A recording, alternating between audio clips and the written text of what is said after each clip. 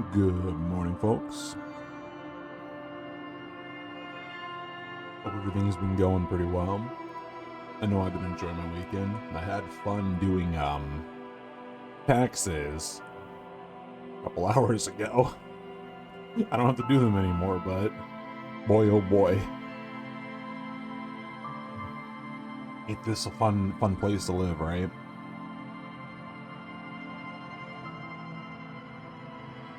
But yeah. Let's just talk about Disco Elysium for a second, because they included new options, especially there. I don't know if I missed this before, but there was a streamer mode, which, you know, why not? I don't need to deal with more copyright stuff. So there's also Twitch integration that I did not activate. I admittedly do not have a large enough viewer base. I know, right? I'm admitting that I don't have viewers to actually really get any use out of this, so I'll just stick to this. And I also think it's a little inconsistent, because I'm kind of role-playing how I would, instead of having everybody go like, oh yeah, be an ADHD child, or like a psychopath. But for the most part, everything is the same.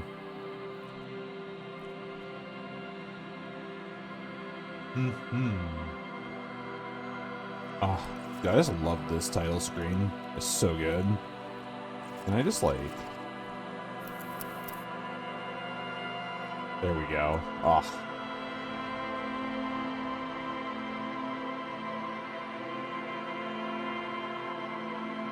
Just beautiful, man. Right, let's get this off the screen and let's get the charade going. Oop, wrong one. So, a quick recap. Not much, really. Not much at all. But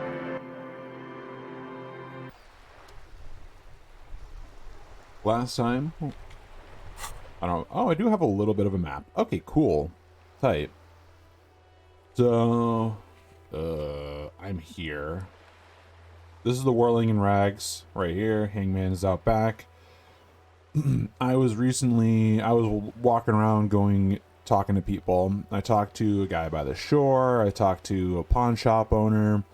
I talked to this Frenchman who was very upset about me saying that maybe the communists should have won or something, and he was just like, the monarchy, could you? So.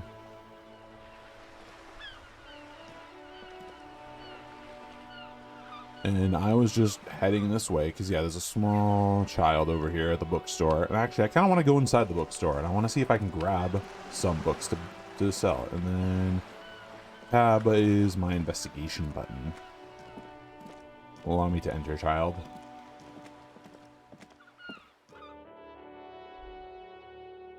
And I'll go talk to the, I think it was like a drunk man or something sitting on the stairwell. Give me a second. Footing's all off, so I'm like not quite sitting all the way forward for you. There we go. All right. Man from Hemdal Cities. The display rack is brimming with worn paperbacks featuring an extremely muscular, sword-wielding barbarian on the cover. Nearly all the titles contain the word Hildam. Helmdal. I don't know. I'm probably butchering it. I'm sure Zilf will come in here and yell at me. Storekeep. No, I just want to look through it. Rows and rows of Heldarman. Blur your vision. You make out some titles. Man from Helmdal and the Mammoth Riders. Man from Helmdal. Return to Helmdal. Good God, how many are there? Maybe 100? Men from Helmdal, sages. Helmdal. Jesus, is that all? Not even close. Man from Helmdal in hell, and man from Helmdal into the forest slaves, man from Helmdal into the lake, man from Helmdal burning. There's even Trial of Death, a external combat book set in the world of Helmdalermen, and so much more. Do any of the books call out to me? Why not? Nothing of interest. Only silence and cosmic background pain radiation. Okay. Made the mistake of going to Hjelmdal, I guess.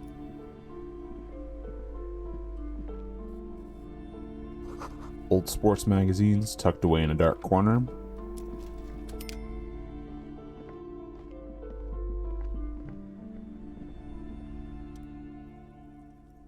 Small mountain of colorful board games. There are numerous types of games for all ages. A lot of shelf space seems to be taken up by overall we're all related merchandise. Look through the related items. An endless variety of source books, lore books, and codices litter the table. The topmost book is titled Welcome Compendium, 2nd edition. Is this their version of D&D? It's also a large hardbound tome with intricate cover art. The Hunters of Katok, Boreal Creature Compendium, and a Pick Your Path adventure gamebook titled Tales of Whirl, Cavern of Velkrag. What's up, K-Sids? How you doing? Books in a board game section? Who wants to read books? I thought I disabled this. Hold up a second. Yeah, classic. Maybe there's a little more than I anticipated. But let's see, anything that really catches the eye? There's a box that says we're all 3rd edition mega setting supplements module. The side panel notes a fantastique board game. New maps and miniatures, a sticker on its displays. 25 rail. Yeah.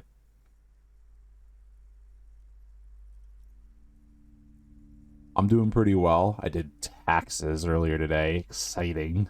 I know. But that's okay. Don't worry about the delay. That price is steep. But then it's the 3rd edition mega setting supplement. So it makes sense. This is going to trigger me. If I thought I could disable these. What does psychological do? Yes, taxes. And no, I'm not like Yoshi trying to evade taxes. Let's actually talk to the storekeeper. Hello.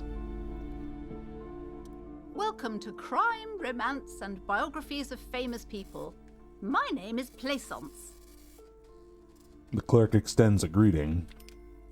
Be welcome, and please take responsibility for the energy you bring into this space.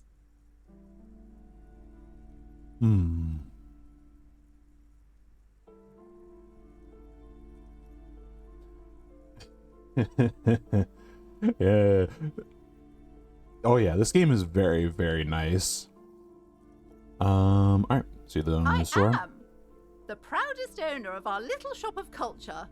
Her voice is high-pitched, as if to give it more penetration. Ooh. Deep-fried child. I can now! Sorry, that's they're literally just deep-fried children. But I'm doing pretty good. It'll be a recurring segment today as people trickle in. I did taxes earlier, and that's about all that's exciting. And I've got laundry in the wash. Alright. The girl outside... No, so if I'm remembering correctly, the child does not particularly have fond memories of her mother. Because, I mean, first off, it's the middle of fucking winter and the kid is just sitting outside trying to get people into the store. And it sounds like she has a strict mom. Ooh, how do we do taxes in game? Well, I'm a cop, so I just tax evade, clearly. I don't know. Fucking. Your daughter is the one that's standing outside the store, right? Annette, yes, my daughter. I hope she wasn't slacking off again with her nose in science fiction. Tell me, was she at her post doing her job like a proper girl? Yes, of course. Wonderful. Did you talk to her? Yes. Great. On a scale of 1 to 10, how compelled were you to buy books after talking with her? Her opinion of her daughter depends on how well she lured you into the store. Oh, I'm sorry. Empathy, medium success. I'm just like taken aback that, okay, I'm glad. Okay, this, for some reason, the psychological one has less voice acting. I'm wondering if this is just because I'm first talking to this character that now I'm going to be questioning like how much is like until like every single line of dialogue is spoken, I guess is how I'll know. But yeah, no, this is the exact situation that when you're dealing with somebody in customer service and like in a huge chain, that if you give them a bad rating, their boss sees that and they're just like, yeah, I'm a numbers person, fuck you. So if you don't give them a good rating, even if they didn't really help you, like it screws them over. So yes, I'm going to help the child because she deserves to be inside and stay warm, or at least have, even if it's a fake modicum of affection from her mom, like something that isn't just like just heart-wrenching. My precious, her dedication brings joy to my heart. If you have children, I hope they turn out as great as my Annette. Good. I'm sure if I said literally anything else, like she would have been like, ah, what a disgrace of a child. It's just like, dude.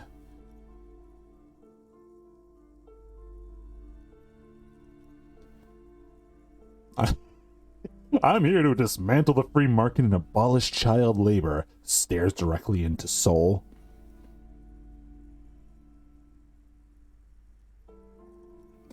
Oh, so, K-Sids, to give you a quick rundown of this game, you are a police officer with amnesia, and your personality and your mind basically split into, I think it's about 16 different sub-personalities that represent your different skills. So that's why, like, you see, like, empathy here. This is like a small personality in your mind just being like, yeah, this is like your empathy, you know, your, what is it? Your mirror neurons is what the game calls it. Or that might actually be the technical term, but. Why?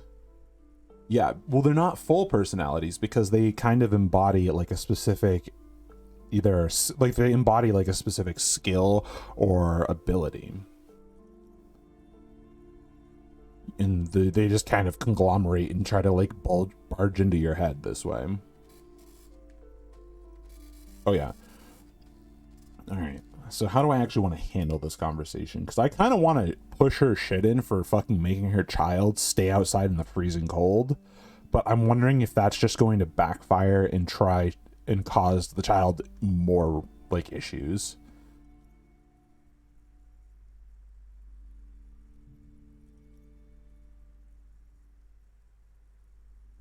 Yeah, I'm just going to be straightforward. I'm just going to say the way you're handling her strikes me as wrong. Mind your own business, sir. In our society, people don't get to tell each other how to raise their children. It's none of your or anyone's business. Logic, medium success. Denial is the way she copes with criticism. I'm going to abolish the free market, lady. I'm going to do it. I'm going to do it. We'll seize the means of production. The woman before you scans the store, her shoulders rigid and tense. Every now and then, she nudges her glasses. Okay. What? So, this is psychological. This is the narrator's voice. Hold the fuck up. But, like, I want to do the voice acting.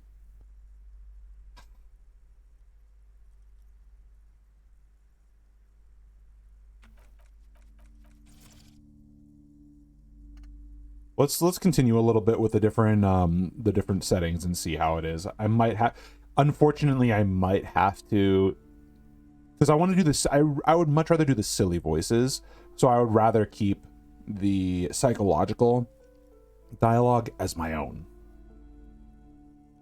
But if it's going to have like a narrator for the general purpose, like things like describing what you're seeing right now, for example, I might have to bear with it.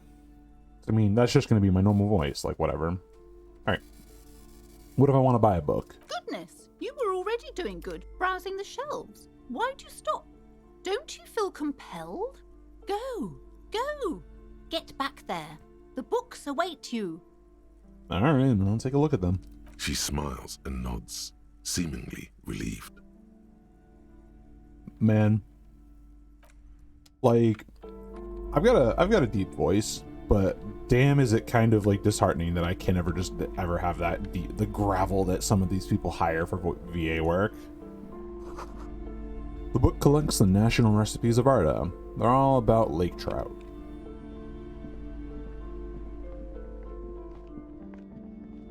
What's over here?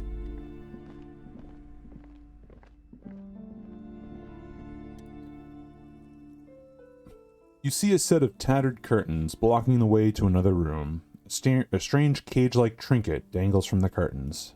Excuse me, officer. The back room is strictly for employees only. You got it, K-Sids. Shopkeeper, what's behind the curtains? Nothing. Now please go back to browsing the books. Don't you feel compelled to look at the books? The books are all you care about. Conceptualization, medium success. She speaks almost as if she's trying to put a spell on you, urging you to buy more books. Close curtains. Oddly enough, the more she tries to draw you away from the curtains, the more alluring they become. Examine the strange cage-like trinket. You see some kind of charm, an irregular polyhedron, assembled from bones, sticks, and straw. Inside, a disturbing fish head with empty eye sockets stares at you. Encyclopedia, medium success. From the looks of it, this is a traditional Seminese ward, meant to provide protection against ill luck, bad dreams, curses, and other supernatural scourges. And who are these Seminese? Inhabitants of Ile-du-Fantôme, the Seminin Islands down south. Aside from poking at it suspiciously, there is nothing else to do with the fish-headed charm at this time. The curtains remain shut before you. Ignore the curtains for now and leave.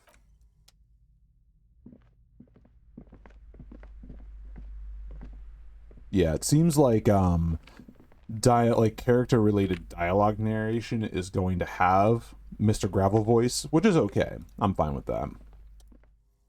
If I get to do the rest of the game. These shelves are overburdened with books from the same series. You see the name Dick Mullen over and over. Look through the display of books. Excuse me. Shelf of crime novels. Crime fiction is a disgrace. An asinine misrepresentation of the physical attributes and arduous everyday work of actual police officers. These books greatly overstate the excitement of police work, glossing over how long it takes to actually follow up on leads and eliminate dead ends. What's more, they completely ignore the psychological hardships of, year after year, coming into contact with people during the worst days of their lives. Not a single mention of all the stress this work creates upon the officer's family. Detective fiction just doesn't tell the truth at all. Now, would you like a list of the books found on the shelf? Sure thing. You see Dick Mullen on the job, or Get Me Mullen. Ooh, Get Me Dick. Hey. The Stalwart Adventures of Richard P. Mullen. Dick Mullen and the Murder in the Orchard. The Sordid Affair of Dick Mullen.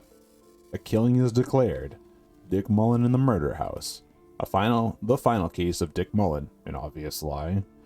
Dick Mullen in the Clock Tower. The Ordeals of Dick Mullen. The Dauntless Dick.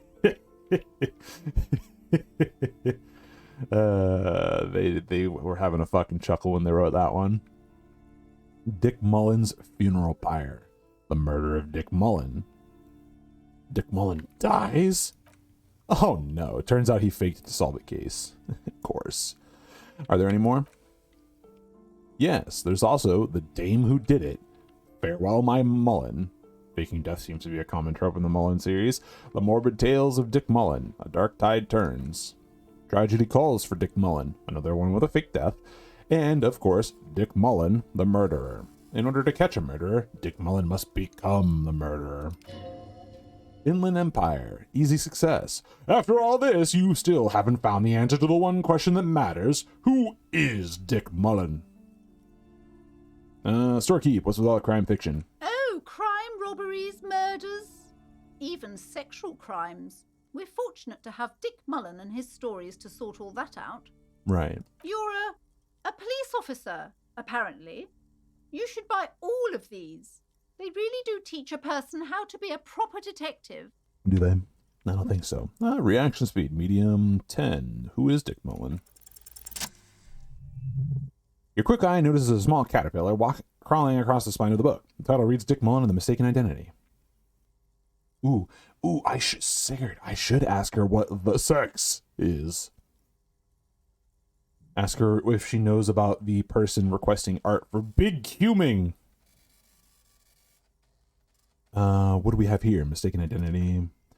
A worn paperback from Dick Mullen's classic hard-boiled phase. The premise seems to be that Dick Mullen is framed for the murder of his best friend and has just a few days to prove his innocence. Why does this speak to me? Could it be the motifs of unstable identities and shocking betrayals? Probably right. Complicated guy full of contradictions. Then this is the book for you. Nah.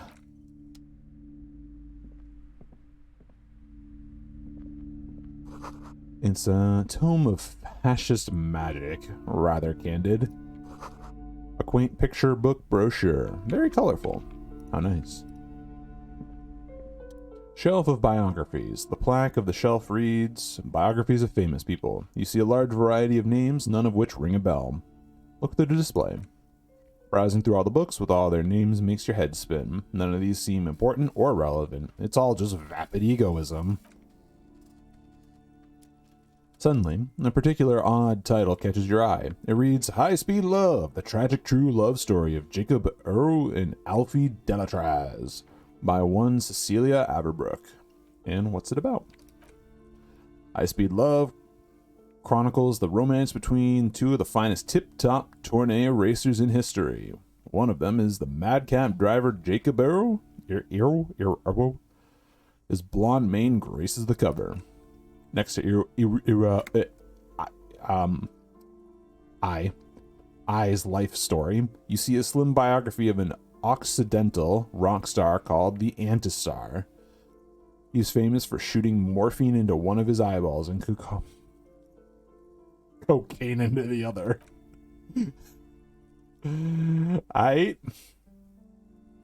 Next to that, Ravacholian radio personality Guillaume Bevy stands in front of a rundown drug den. He's a permanent fixture on Channel 8, reporting on real-life crime and ruining cops' days. I really must insist you buy one of the books. Reading them is not for free. Do still browse, though, but not too long. I'm sorry, I did not mean to rush you. You are browsing. Go ahead. Take your time. Time is commerce. It's a funny joke, lady, because I don't have any money.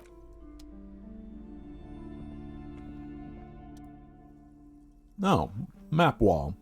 Several maps have been attached to a bulletin board hidden inside the alcove, and they're held up by small pins. The board has come loose from one corner. The maps look old and faded. Your eye catches a map of Insulind, a map of Ravachol, and a map of Martinez. Let's take a look at Insulind. This large map displays archipelagos. Turtles. You see a constellation of small dots on the light blue emptiness of the Insulindic Ocean. The largest, in the northeast, is Lake Caillou. You are here. Oh, okay. Another far away is in the southwest, Seminese Islands. Isle du Fantôme. What else? Ozone, Laurentide, Face à la Mer, Archipelagos, North Arcade Islands, all just specks of dust in the vastness of the Insulindic. On the edges of the map, the color fades into the blur of dotted lines, black and white. Visual calculus, medium success, disintegrating into mathematics. Inland Empire, easy success. In the northeast, a dust mite stands on the north coast of Caillou. In a bookstore, it's you. Squint first. Can you see cities on the islands? You can. On Caliu, Revachol, a single black star. On Ozone, yeah. Fondelaire and Vremendu on archipelagos. I keep trying to, I want to pronounce it like one of the 3 ways that you can. Croyan Moraine, Villiers on Semenines, Odiview, and Laurentide, Devourer of the Seven Seas. Wow, there's a lot of places. Empathy, medium success. Lost little pearls all night. Tiny fires in the dark. Encyclopedia. 850 million people in these little dots. An oceanic world of culture and commerce torn apart by history. And look at the edges. The ocean breaks apart into a tangle of cousins and azimuths, all pointing into pale nothingness. Mundi is the north azimuth. Grad is the southeast, or northeast, sorry. Azimuth. Samara is the east. Sol is the west. Isolus, they're called. Inland Empire, easy success. Connections to other worlds. Worlds past the Insulindia. Unknown to you. You only know you've never been there. Encyclopedia, impossible failure. You have little idea what they are. Distant stars, gods, but looking at them makes you feel almost non-existent. Whatever they are, the Isolas are immeasurably large compared to you, and very, very far away. Perhaps they are gods of distant and outer dust. That was just one map. Revachol. Let's see. The north coast of a verdant island is shattered by the delta of a river. It is the River Esperance. Countless bridges put the shards back together, connecting city blocks to river islands. La Delta says a great artificial heart in the center, teeming with life forms and construction. To the east, rolling hillsides, Les Jardins, Stella Marie, the suburbs of Saint Baptiste, swallowed up into the megacity. They sound rich to you. This is Revachol East. The west of the river. Quran is somewhere to live. Not bad. And then there's Jamrock. It's bad. People shouldn't live there, but they do. Then Faubourg. Faubourg. It's almost as bad and much larger. Then Coal City. It's the worst. Inland Empire, easy success. You feel you're just west of Coal City. Somewhere above Jamrock and close to Coal City. Look at the map of Martinez. It's not really a map, it's a tourist thing. A picture postcard with buildings on it, drawn from the isometric perspective. A date in the upper right corner says 48. Still, it's detailed. Could be pretty useful for scouting ahead. You see the jagged boxes of an industrial harbor, even the whirling in rags there. Can I buy these maps? I'm sorry, officer. The map of Martinez is the only one available. The other 2 are not for sale anymore. And besides, you could scarcely afford them. Bro, I didn't tell you I was poor yet. They're quite valuable, though they might not look it. The map of Martinez is 90 cents, though. You seem to underestimate rare resources, but sure, okay. Why is the one in Martinez so cheap? That old thing. It's an out-of-date map of a tourist location that never was nor came to be. From when some design studio people tried to spruce the place up 4 or 5 years ago. They also renovated the horse statue, set up those coin-operated viewers, and designed the new street lamps. Rhetoric, medium success. The place does not look like a successful tourist trap, does it? Well, what happened then? They didn't get that far, for some reason. A shame the project never got going. Would be nice if someone fixed Martinez up. All these ruins are bad for business. I'd like to steal it, but I'm just gonna buy it. Always good to be informed of your surroundings.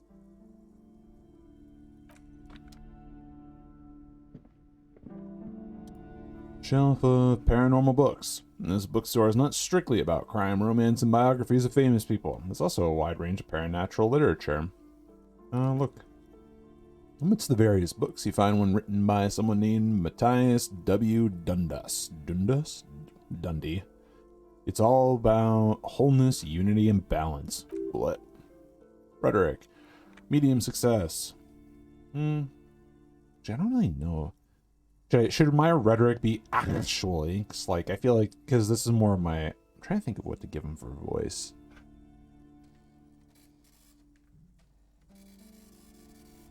These three things are very important to the working class mind. Well, except it's like not even like that kind of... I don't know. Because it's usually pretty reasonable. Actually, it's kind of like that annoying. Would be more applicable to like the encyclopedia, really. The point of the book and many others on the shelf is to give people medicinal advice in situations where they don't have to have access to paid health services. How does that work? It serves platitudes, while also telling everyone that traditional medicine, the kind that people don't have access to, and which costs more than this book, is garbage, and would only give you cancer anyway, without even curing your cold or anything. Wholeness, unity, balance, on the other hand, can basically take care of anything, though it is important to note, when it's up to your mind to heal yourself, then it's because you're over your mind that you're ill in the first place.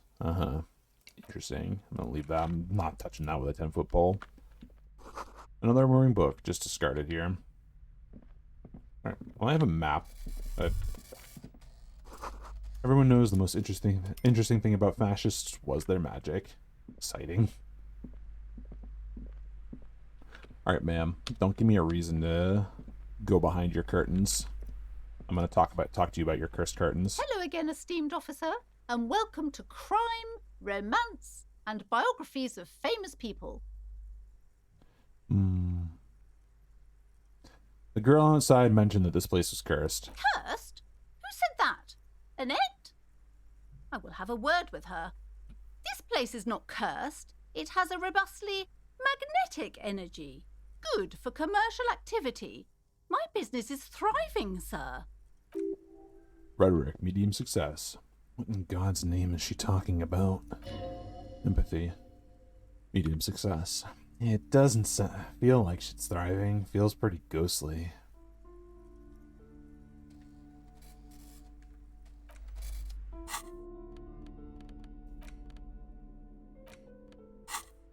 Oh. Alright, tourist map of Martinez. The worn map features the patchwork grid of the streets of Martinez with directions to appropriately touristy locations. Area 48 resides in the upper right corner. Trace the path. Fingers move through the various streets across Rue de Saint-Ghislain and Rue Saint-Cispar, over St. Brune, Martinez North, finally coming to a halt in the spot where you're currently standing, although the map gives no such indication itself.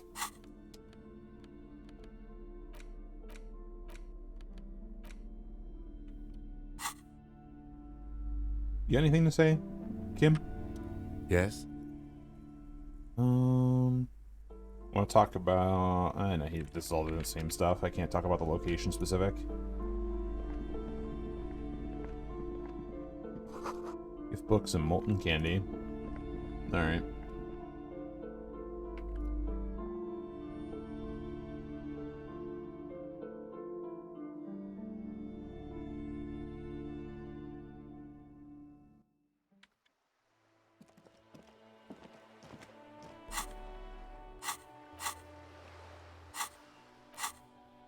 Let's see.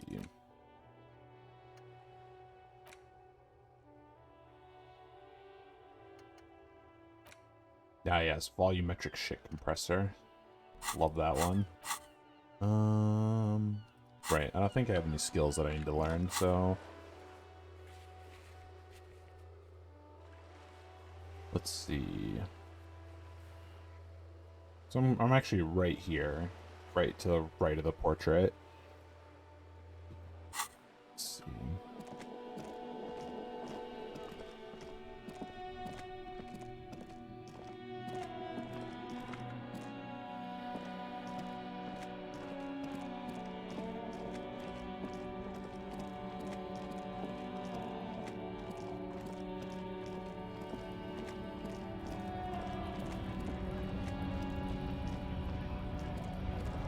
Okay, so I can walk here.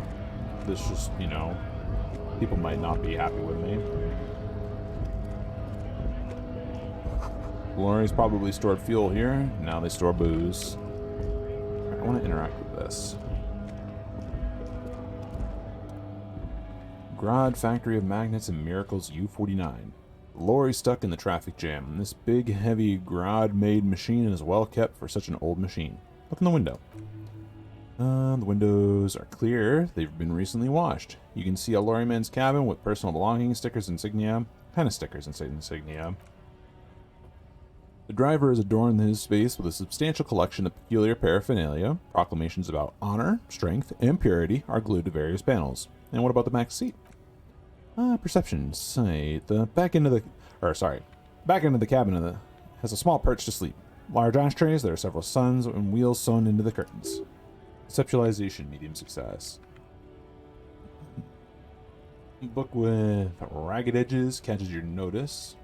Front cover features a large, muscular man. The title, Man of Helmdal, and the Lost Cities of Pygmies.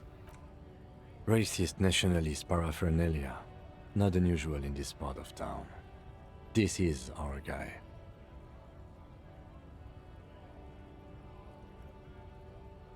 Think this lorry belongs to our tough guy? Likely, yes. This guy's proud of who he is. Drapes it all over his machine. I can see that.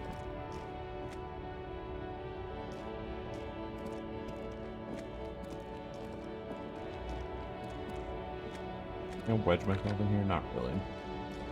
Him's just like freaking out.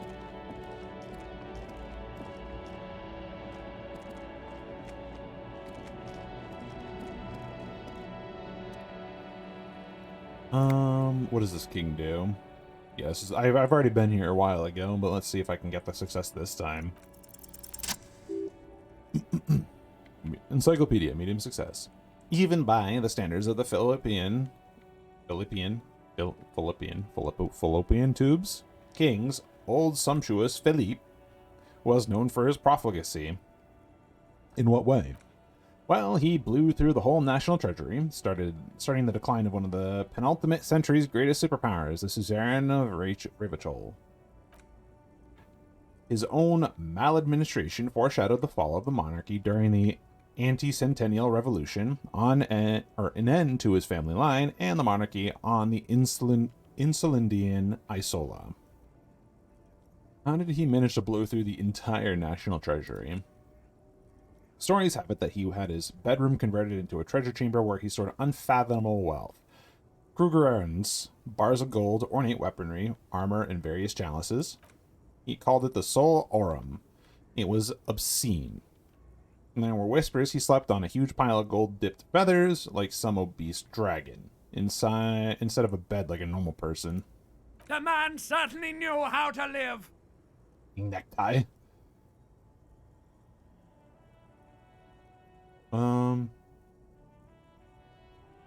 Deplorable farce. No wonder why everything went to shit. But wait, you haven't even heard about his fabled cocaine addiction. The what now? You see, old Philippe wasn't just good at squandering the national treasury on gold and ceremonial weaponry, he was also a prodigious snorter of nose candy. That's a statement.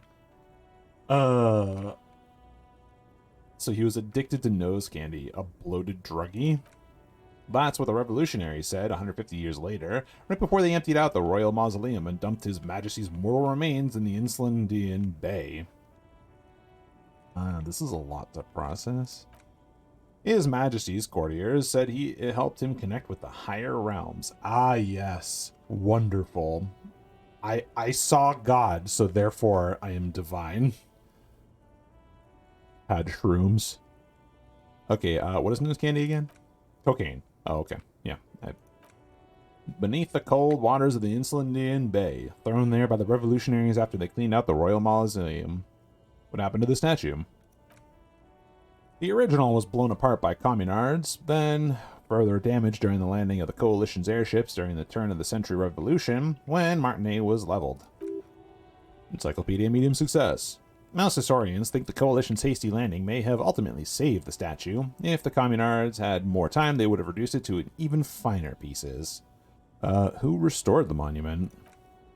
Some years ago, a group of liberal, artistically inclined individuals, designers mostly, thought it would be ironic to restore the statue of the most wasteful ruler of Rivachol in the poorest part of the city. The statue is supposed to capture the moment it was blown apart, like an instant frozen in time, a rare butterfly trapped in amber, floating on a sea of shit. So funny. That's a bad idea. I really don't get heart.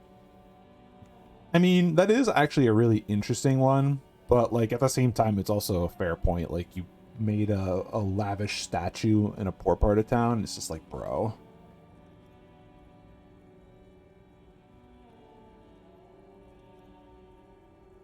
I don't know. I'm just gonna say I don't get it. Neither do people in Martin name. The statue has proved to be controversial in a neighborhood mostly populated by the left-leaning working class. Horseback Monument, Philippe III. The squanderer, however, with his bronze face up in the air, doesn't seem concerned about what the hoi polloi think of him in death. Rhetoric, medium success. Not that he ever did in life either. Oh. A little bit of world building.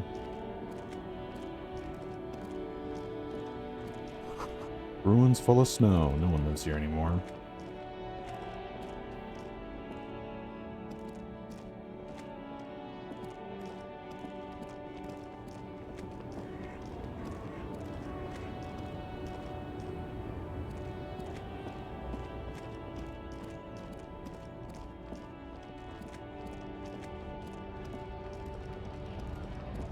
Let's talk to this big guy.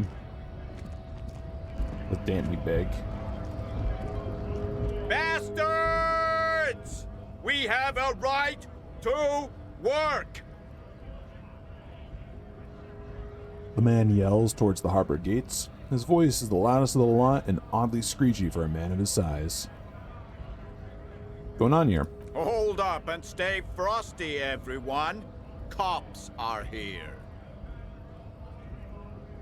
The broad-shouldered alpha male turns to you. He's a full head taller than everybody else here. You here to fuck with us? Beat the honest worker down? Why should I? We're here to fight for a cause.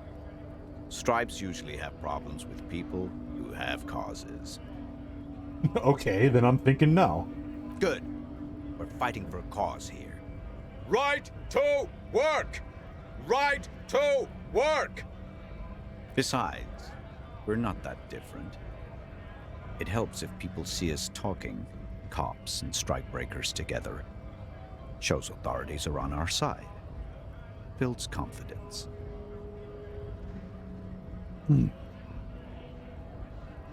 Let's see. What kind of cause? I mean, right to work. What kind of cause are we talking about? We're still kind of the amnesiac. I already understand the current issue. There is, the whole strike is causing us, setback. They want work. Things are fucking clogged up. Shit's getting bad.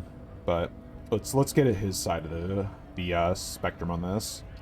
Rights of people, rights of workers, to have gainful employment, to make a salary, and feed their families.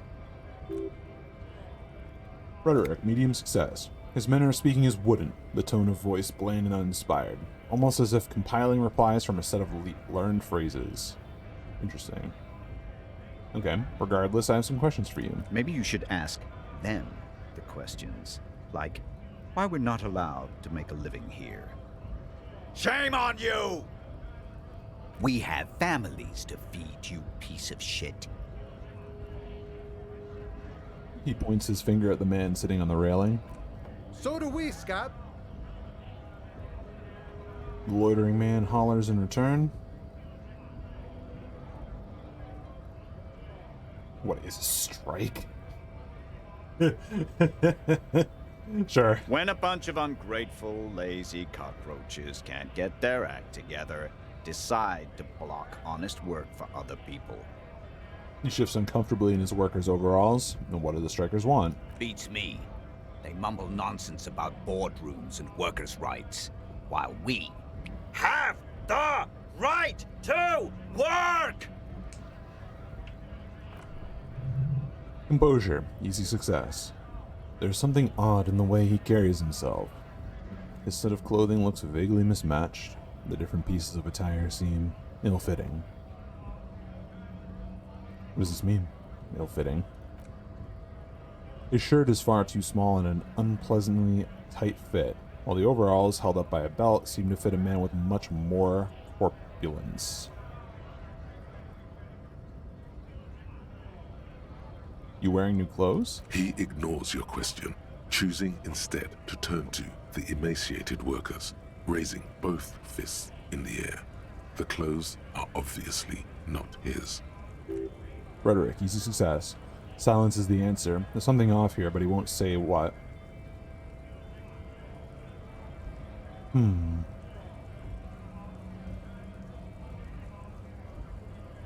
are all these strike breakers looking around? Honest men and women with rights to work, to be useful, not toys for corporate interests. The man runs a hand through his steadily graying military haircut. We came here to help the harbor run smoothly in time of crisis. If union fucks don't want work, they ought to let in those who do want work. I have a question. Why do all these men follow your leadership? You think they follow because I'm big and loud? No. They follow the rules of the market, the rules of the economy, because they were given a job to do! Old man from afar! Reaction speed, trivial success. You've been talking to him for quite a while now. Something's off with this guy. Ask him where he's from. Okay, I gotta ask, where exactly are you from? What's it to you? Deep-set suspicion drips from every syllable.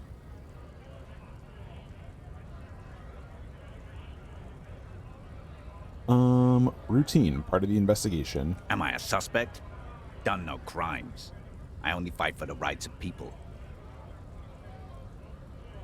Already got that. I'm interested in your background. We're all workers, right?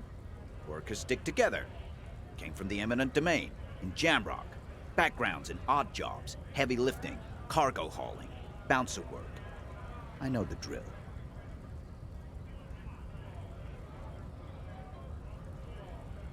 A bouncer? Where? I frequent a lot of bars. Maybe it's one I know. I don't really drink, but work has taken me to some. Which one was it? Let's do... yeah. I don't really drink bullshit. My guy is a recovering alcoholic. I'm gonna just be honest and say I frequent. Worked at Territorial. Ring a bell? Like, I'm playing an amnesiac that's a recovering alcoholic. I'm gonna assume he's probably been to at least one, like every bar that isn't ritzy or fancy and expensive.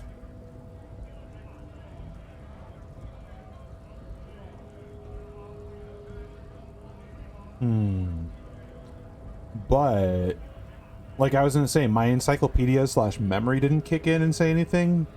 But I'm also an amnesiac and I can't remember where I fucking live. So, yeah, I think I've been there. It was a long time ago. Alright, what exactly is your goal here? We were promised work. We'd be in there, working, if the bastards hadn't shut the gates. Okay, I want to discuss something else then. The physically impressive man tower has turned his attention back to the gates. He ignores your presence. Just gonna leave now. Leave. Alright. Let's talk to this guy. Scab? Asks a man with jolly eyes tilting his head. Rhetoric, medium success. You're hazy on the notion of a scab. Smells like politics, though. Maybe it's got something to do with the flask he reaches for from time to time.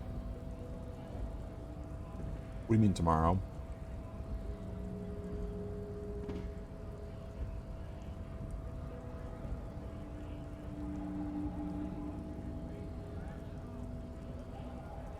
Call me Manana. Oh. I see. Manana? You don't want to be a... So? I don't care if I said it wrong. It's Manana. Man-nana. It's a man-banana.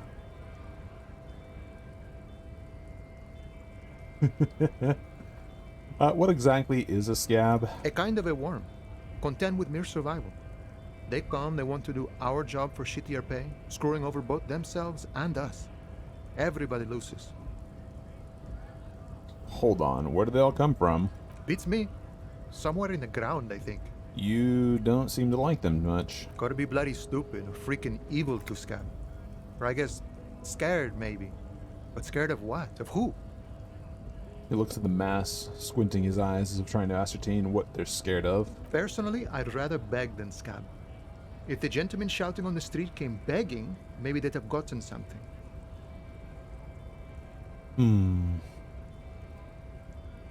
Have you tried talking to them? We've explained the matters, but they don't listen. This lot would be reasonable and go home if the big guy wasn't riling them up all the time. Logic, medium success. Big guy, he means the leader of the scabs. I'm not a scab, I'm a cop. Proceed.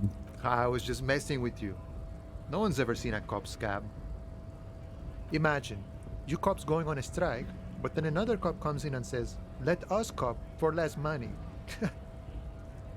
He chuckles and realizes. Speaking of, what brings the RCM here? To the Wild North? Come to see the strife? Let's see. Come to Martinez. Short of money. What's the strike about anyways? Yeah, I'm investigating a murder. Murder, huh? That sounds like a lot of hard work. You'd never see me investigating a murder. Yeah, same dude. It's fun and easy. I have no idea what I'm doing. Maybe you want to help me solve it by telling me who did it? Of course, Policia. It Easiest. wasn't me. You can rule me out. Easier that way. Bullshit, medium success. Should we? He's nice. I don't like nice. He didn't do it. It's the truth. Sorry, drama, easy success. Don't mind me getting too into it. What's the strike about anyway? You know, serious business. I'm sure the big boss will be glad to tell you. You'll have to ask him first. Suggestion, easy success. He's a chatty guy. Wants to talk about the strike. Turn once you've met the union boss and are on better footing with the organization. Fucking alright. Okay, nice talk. Gotta get moving. Alright, I guess I'm gonna go try to talk to the boss. Him, get out of the way. Ooh, stuff I can fiddle with up here. A notice: in case of strike, press button behind guard. Hermetically sealed door, locked by electronic means. There's no lockpicking or door kicking this one. Excellent. Hey, folks. Nobody comes close to Measurehead. Everyone should try to be more like Measurehead. Hello. Your body betrays your degeneracy. Bro, you look like you should be wearing a shirt. It's winter. Yeah, Measurehead. His body totally betrays his degeneracy. The young woman at the giant's side agrees.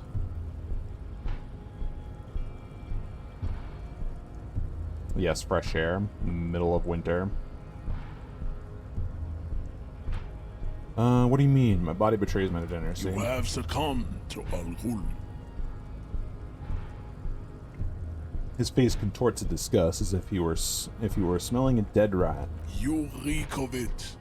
An invisible sword of Al-Ghul emerges from your throat. You cannot see it, but others can. It is making the woman in my company sick. Well, your breath game is really that bad? It's not good. Ugh. Perception, smell, easy success. It's like a rat crawled into your stomach. Got drunk and drowned. You're right. I'm an alcoholic. Now I need to enter the harbor. No, you don't. You need to get another drink. Occidental Haplogroup B4 is done giving orders around here. The influence of the ham sandwich race is waning. What? Rhetoric. Does this remind you of someone? The guy down there?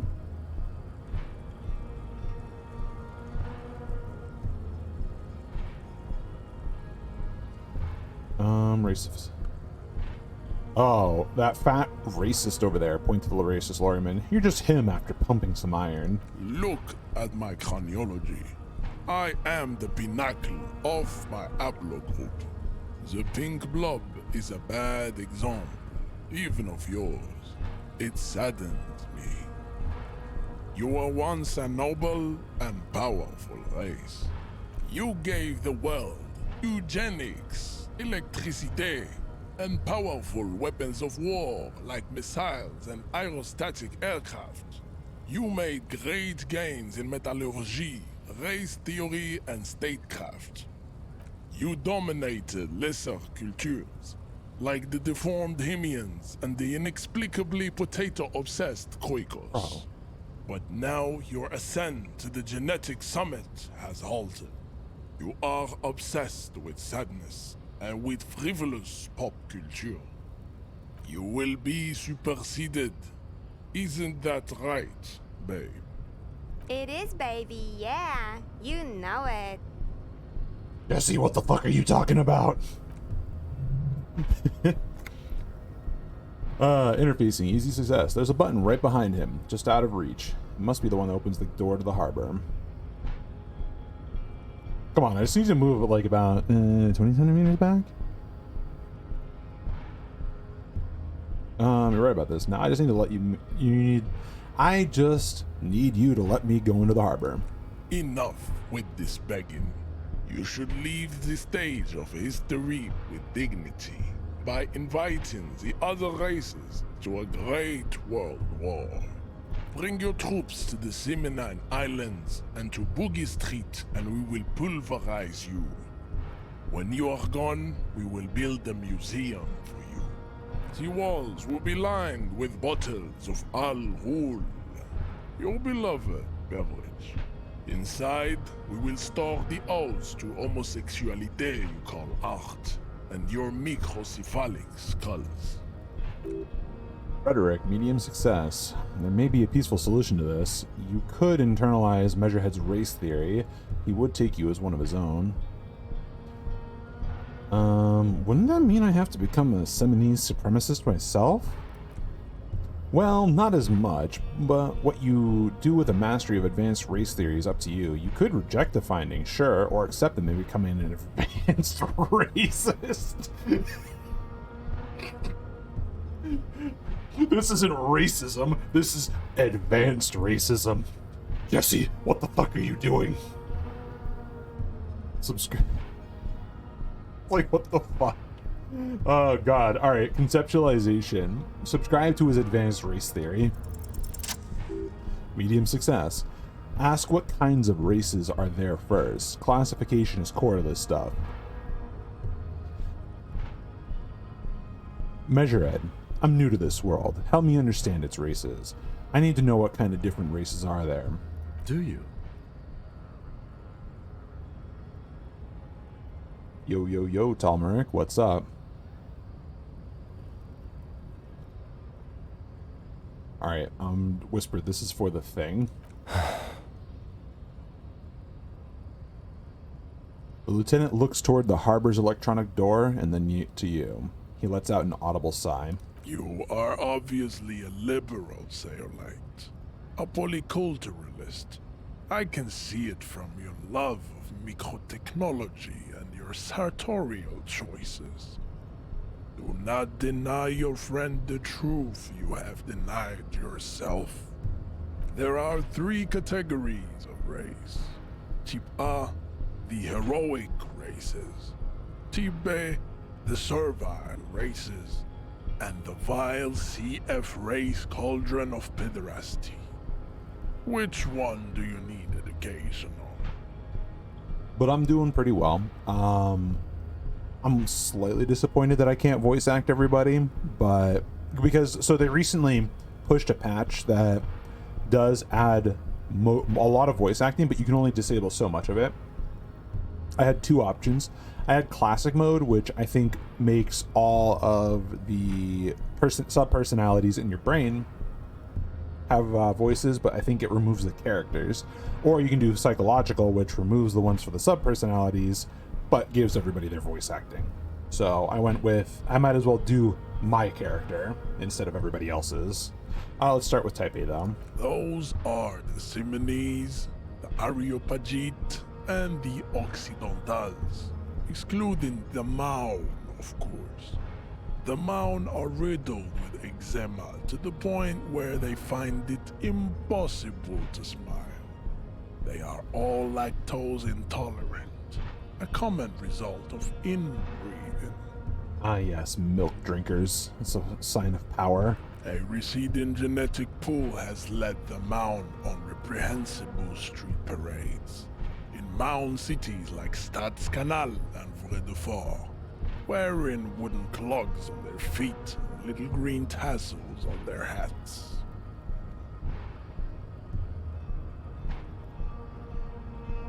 You know them by the names of their nation states: the Oranese, the Gotwaldians, and the Königsteiners.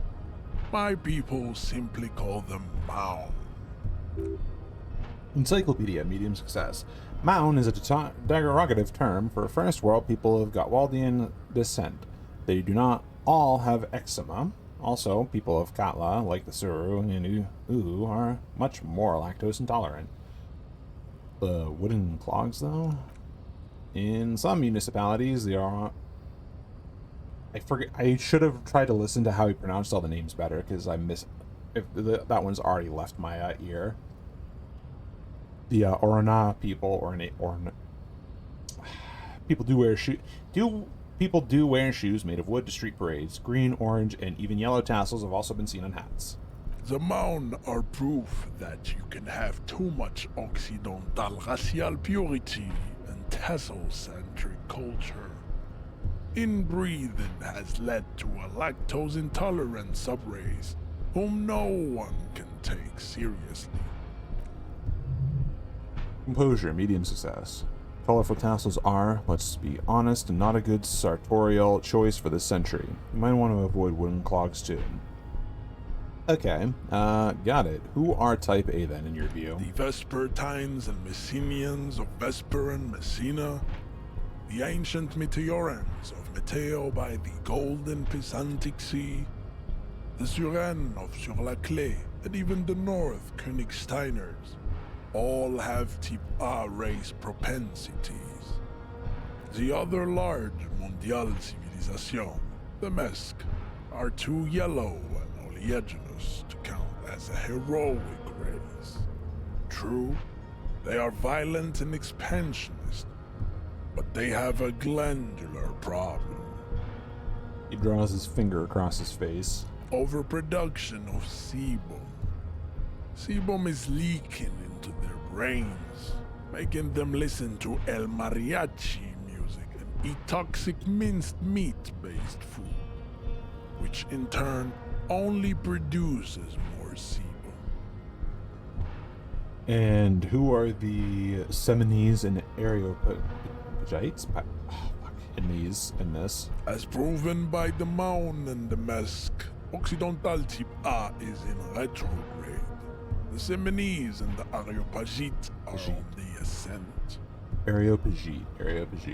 Alright, and the Areopagites? The Areopagites are the master race of the Ilmaran deserts. The Simonese are descendants of the Areopagites. We came here during a heroic migration from Ilmara to Ansuland, thousands of years before the lactose-intolerant Maun-ridden Occidentals discovered this place. And the Seminese? The indigenous people of this, the Insulindian archipelago. The Simonese inhabit the southern islands. I am Simonese, from the stock of Ulumbuir on Ile de Fantôme. Fantôme. What's the difference between the Seminese and the Areopagites? The Areopagites are sleek, long-headed. The Simonese are powerful, mesomorphic. The former is an immutable progenitor, unchanged since the Super Isola of Pericarnassus. Ancient brains rest in their slender skulls. He falls silent, contemplating the beauty and the mystery. The latter is perfected and adapting. Together they form the Simeno-Areopagite or Simeopagite super race. That is all. There are no more type A races in the world. Inland Empire, medium success. Nature was not capable of more. Type B? Type B are the unheroic races, amorphous non-competitors of the great race. The Koikos and the Vacholier, they are mud-colored people. Okay. Visual calculus, medium success. The Koiko of Grad, Yugos, and Siem's Shesal are all what you would call white, officer, in a suspect description. Said Koiko, I've been trained to identify them as white in official descriptions. Yes, to an untrained eye, the Koiko appear white and pinkish, like a ham sandwich. But look into their eyes and you will see. They are of an indistinct color, and so is their skin. Unhealthy, muddy, and ashen. Pinkness is a racial quality that has to be earned through centuries of advanced ballistic warfare and cultural domination that the Grad people have undergone for drinking Al-Rul and smoking the degenerate tobacco herb, and for eating potato. You don't diss potatoes. The Koiko, the countless micronationalities of Grad, are all inexplicably obsessed with potat. The only thing they like more is dividing into microscopic ethnostates, like political amoeba. Rhetoric, medium success. Wouldn't he be one for ethnostates? You don't like ethnostates? They are microscopic. The Semeno-Areopagite superstate will cover the entire remaining planetary crust, uninterrupted. From Holy Semenine to the Boreal Plateau of Katla. Its leaders will be the genetic epitome of the Semenese and Areopagite stock, elected by nature, not the base inner spoilage called demos. Novel clears, you mentioned? The Vacholians, halfway between Type A and the Racial Cauldron. Two mixed to know right from wrong. You tried your degenerate little revolution, which was the single greatest failure committed by humans in our 82,000-year history on this planet. Encyclopedia, success. Is it 82,000 years that we've been recording history? You have very little idea what is happening, but that seems a little off.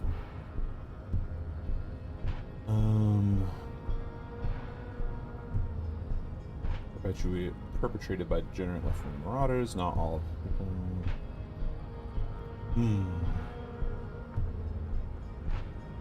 Maybe clarification? The mysteries of the people of this planet are a tragedy that has played out countless times over, like a fever dream of skin, hair, and bone. Wake up, naive Chespius. Okay.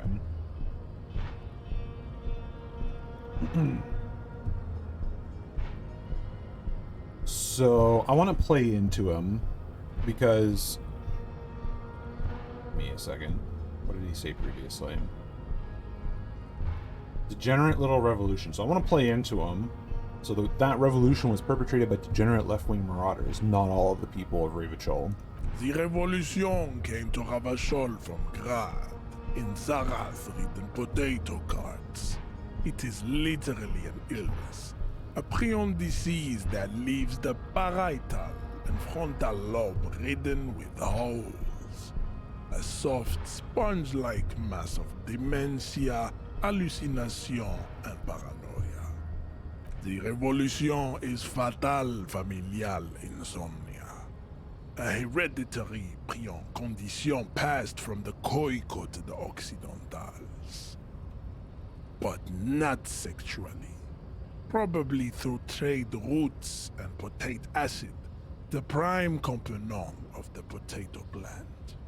Enough of Tibet mediocrity.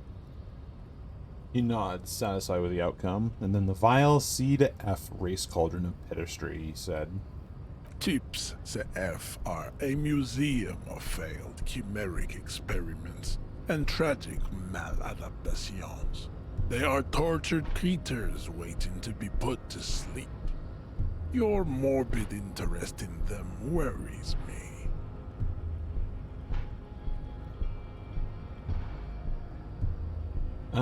Yes, better not to go into it then. It would be cruel to entertain ourselves with their deformities. Were there any able-bodied races you needed education on? Alright, now that we've been through all the types, do I understand advanced race theory? It's advanced racism. You understand nothing. To solve the great race enigma, you have to first ask yourself, what is the race enigma? You have not even worded the mystery, let alone solved it. How do I word the mystery? You need to internalize what you have heard here today, then return to me. This clarity does not come instantly. Okay, well, let's discuss something else. I cannot possibly imagine what else we have to discuss, Tibere Vasholian. Your love for disco music and venereal disease? Alright, leave. Lonesome, long way home. Here we go. Home awaits. Walk past Station 41 and through the market, past the Boogie Street spearhead to the other side of the lake, the frozen eye at the center of the district. Then, past the video rental store on the corner. There, at the end of a street lined with pine trees, a small house no larger than a matchbox. 11 Voyager Road. You no longer live there. Those times are gone. And so are those people. Why did you come here? Why are you still here? And where's the dealer? You have to get back to work. That's all you have now. Interesting.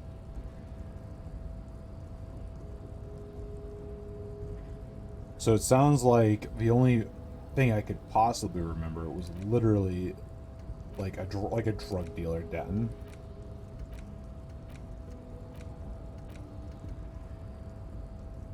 Yes, something Cotton Eye Joe. Hold up a sec.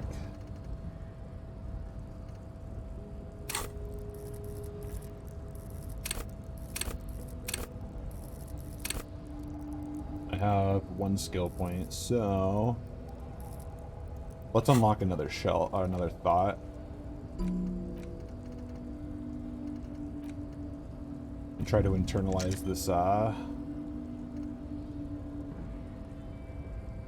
PM.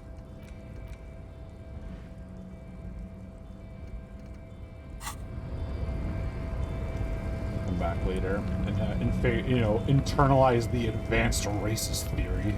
For fuck's sake. But I'm sure as hell not gonna beat past him. So we now have the additional issue of this guy here who keeps ramping people up. So that guy that I was talking to is a huge fat fucking race supremacist. And I was basically what I'm trying to do is internalize his theory so that I can bullshit him far enough to get past him. Alright, let's talk to Kim and see if he has anything to say on that one. Yes? Never mind. Yeah. Right to work! Right to work!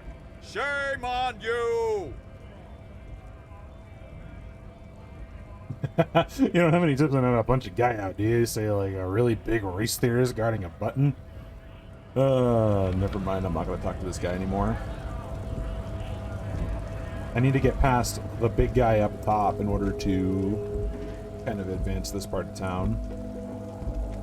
So let's see if the wind is blowing a different way yet for the body.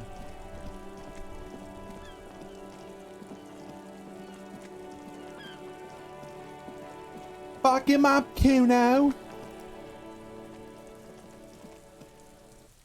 There he still is, looking right through you with his white eyes. The body below is entirely dedicated to that corpse smell.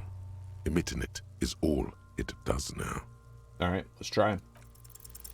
Ha ha ha. Again. The corpse laughs at you, pus dripping from its mouth. You will never be able to hold it in. It's always too much.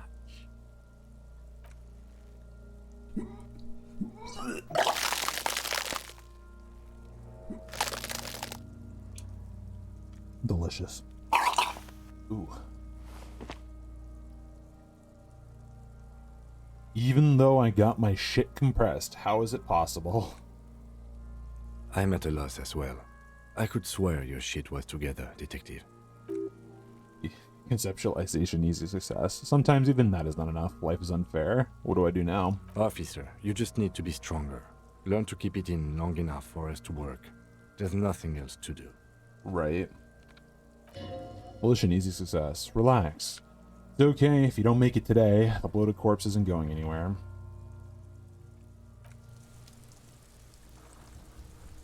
Try it, kind of. There he still is, looking right through you. Damn it.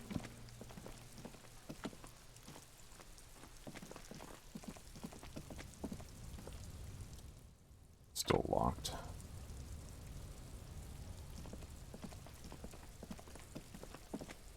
This is the body, yeah.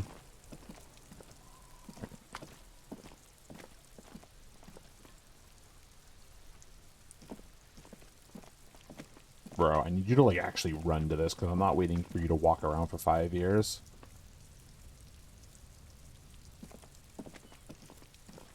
Damn it. Whatever. Alright, we're going for a walk, everyone.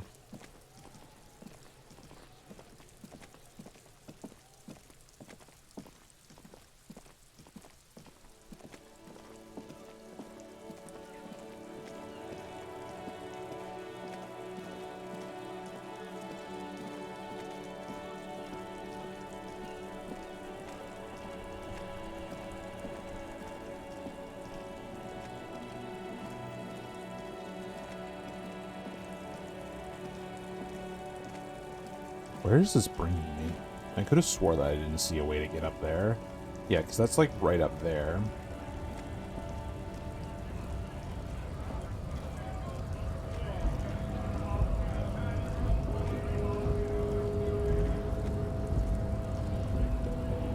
Where the fuck are we going?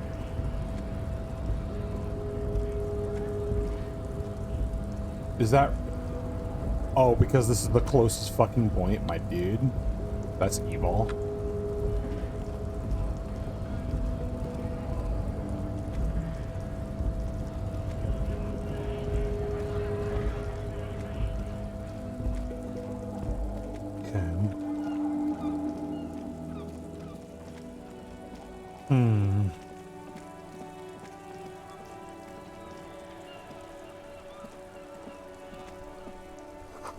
Enormous bulls worthy of a real man.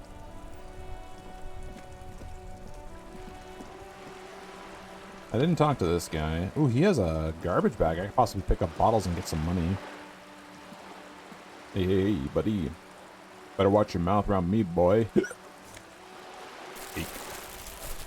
Freak.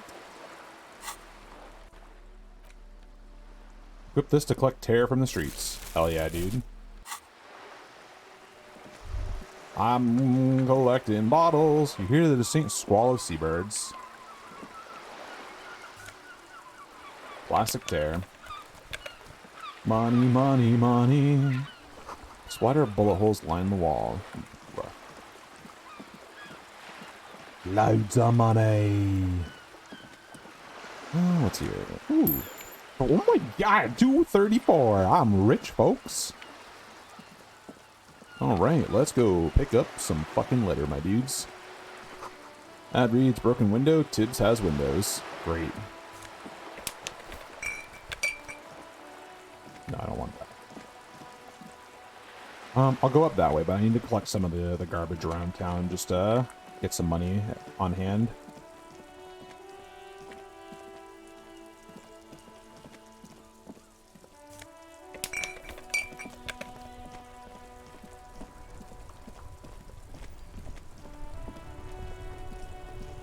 Let's do this real quick.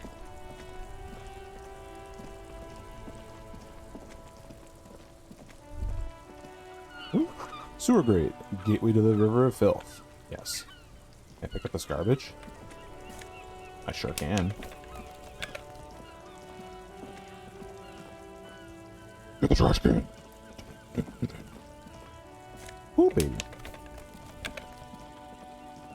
I'm gonna be rich, folks. Do you have a flashlight? No, I do not have a flashlight. I don't have shit, dude. I have not been begging people for money or anything. Well, what's up, Shanto? How you doing, bud?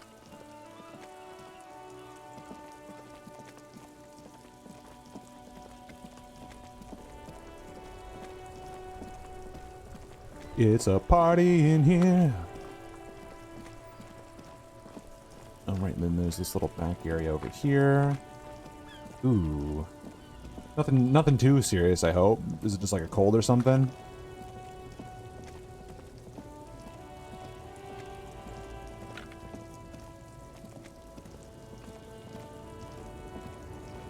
Kim's Kanema. If I ever need it. Oh yes. I suppose I could take... I didn't take all of his tools. I didn't want to. Let me catch a few. Ooh, yeah. Hope you're staying cozy in bed and having some nice relaxing tea and whatnot to help kind of cope with it.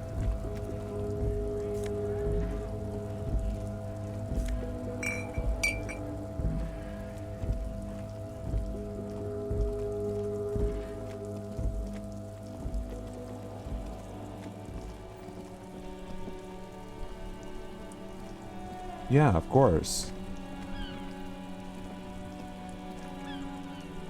Colds can be ass sometimes. I mean, even if it is just like, you know, being stuffy in your head, just the little things to help kind of alleviate it. Honey if you're coughing, and like honey with tea if you're coughing a lot. Oh, somebody's vibing here.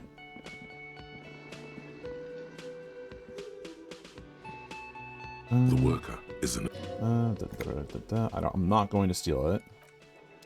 I just wanted to see if I could collect. I'm literally just here trying to collect trash.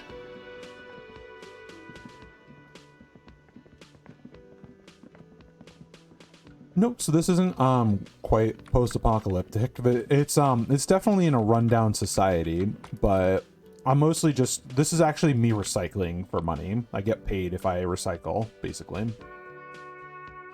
But this is it's basically like a war-torn, kind of, you even like really consider it.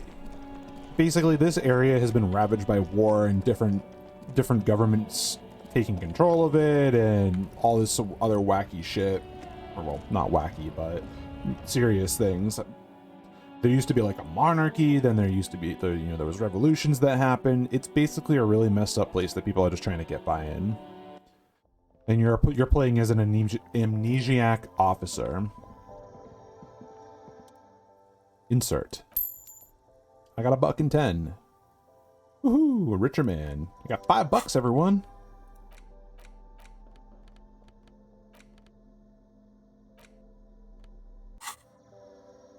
Yeah, you could consider this like a failed state.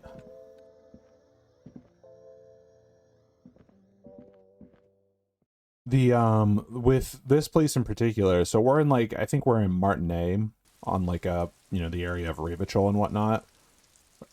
If I'm not mistaking my geography, unless if I have it backwards, but we're in the city of Martinez. We're a police officer. I think we're from the Jamrock District, the 51st Precinct. But basically, all these different areas have they have like different districts of officers that will go to different areas if they need to, or well, Martinet in particular, that is.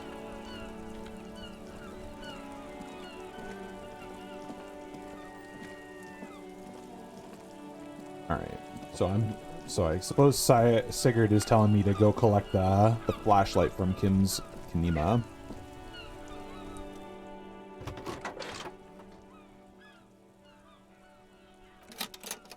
Do I live in Texas? No, I live on the East Coast. Let's see. Martinez. Thought it was silent at the end. I just like, I'm sure if anybody that comes into here that actually speaks other languages is just gonna fucking die from cringe from listening to me. Robust, weatherproof, and well-made. Police issue. Blue. Reception. Sight. Trivial success. Lets you see things in the dark you would otherwise miss. Close. Thank you.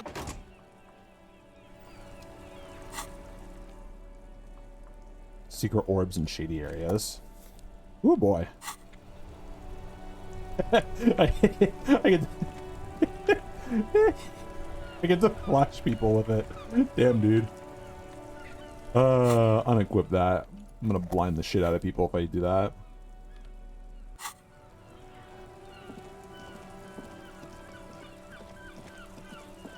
Yeah, it's an interrogation tool with how bright that is.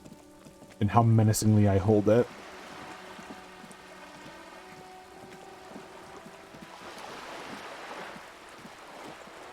Let's see.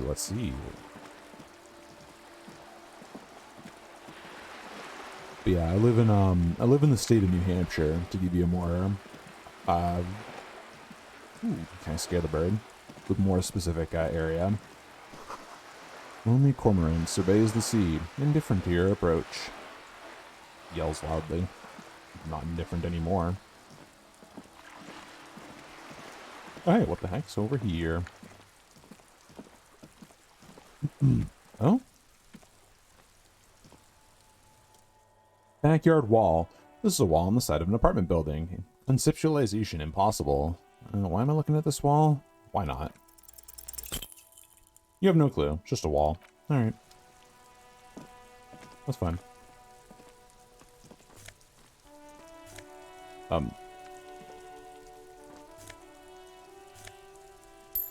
Cool. Child. Firmly approach the child. Are you trying to sneak up on me?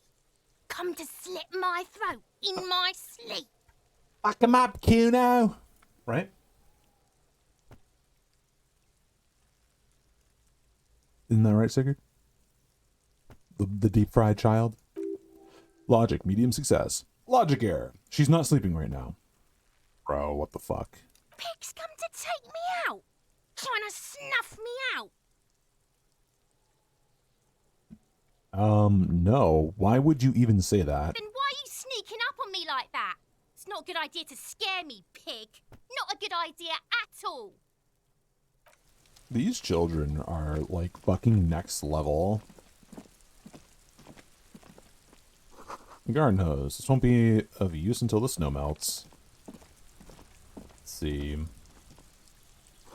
Chairs and tables eaten by rain and rot.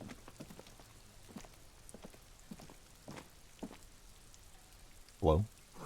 Another splattering of bullet holes in this wall. Is there any way to hit that kid? I probably could if I went the... So, actually, let me give you a quick rundown. You have stats like you would in an RPG. I mostly went with a mental stat character. My physique or physical abilities are shite. So I probably could try to deck the child, but I probably would like fucking fall on my face and look like a nerd. Orange bum hat. +1 reaction speed, -1 rhetoric. Good choice. These barrels are half full of rainwater. What is my rhetoric at? I think it's at a 4 or a 5. I'd have to like unequip it every time I wanted to talk to people though. And my rhetoric's at 5.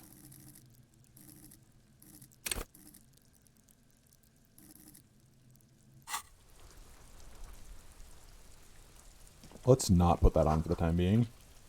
Just a closed door, but you look at it suspiciously. What's behind that door? Must be nothing. Oh, look, there's a person up there. There must be another way into the building. A balcony with a view to the yard and the hanging. Cute.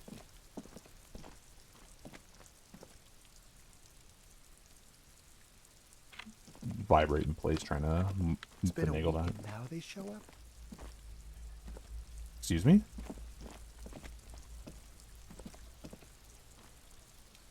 You see a young man on a balcony nursing a cigarette. His eyes have been following you for a while.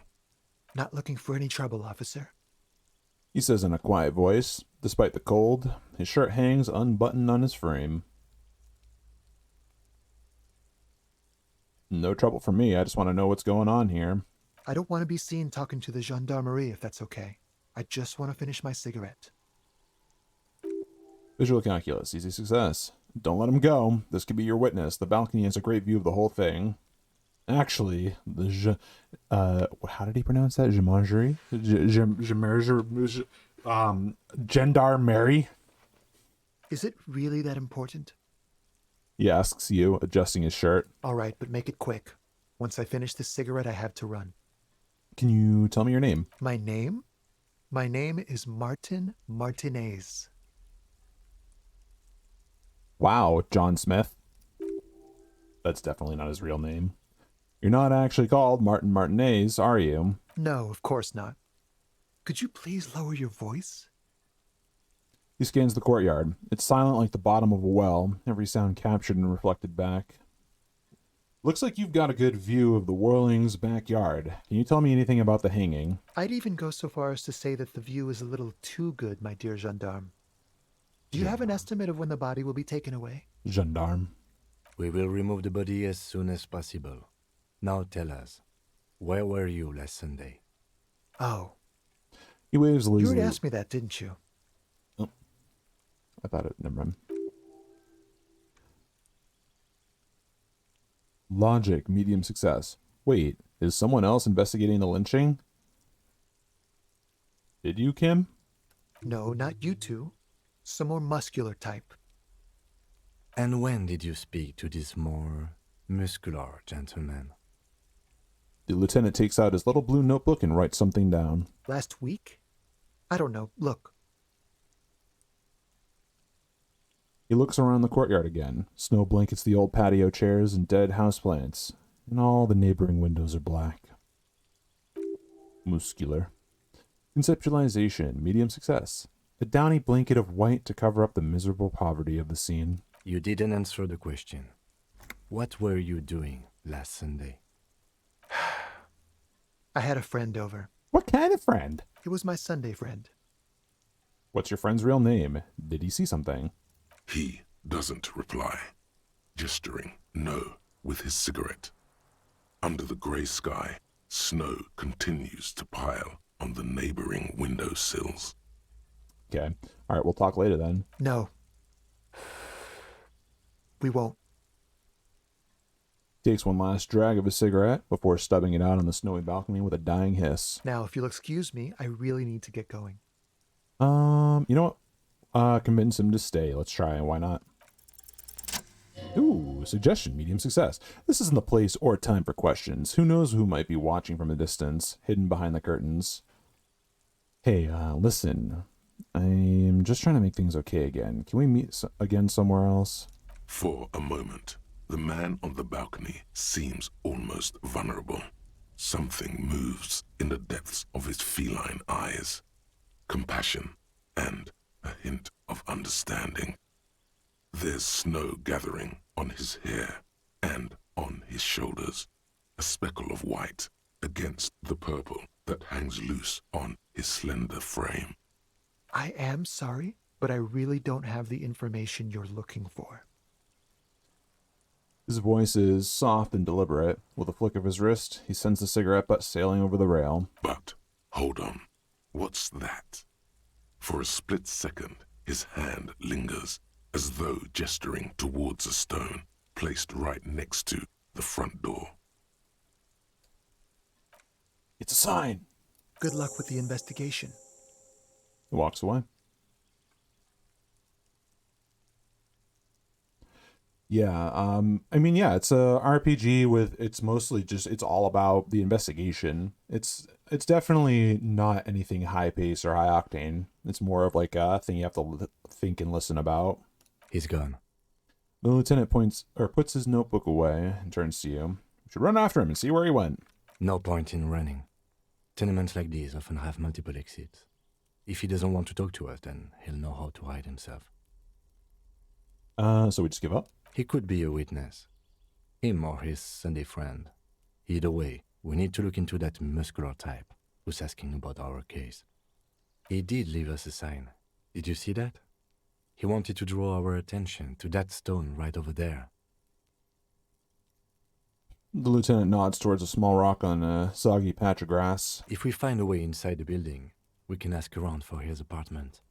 Great, let's do that. Stone, like any other, lying in a whirl of sleet and mud. Maybe there's something under it. Turn it over. Key to the apartment. It's the key beneath it, rusty from the dirt. This must be for the front door. Pity doesn't have the apartment number on it. This building has many apartments, and the man can be in any of them. How are we going to find the right one? We'll just have to go in and see. Put the stone back and leave. Okay, is there anything else that I can investigate here? I just kind of avoided him for the moment. Yeah, we should be good. Let's see. Affect the body. You need to surpass the urge to throw up and approach it. Yeah.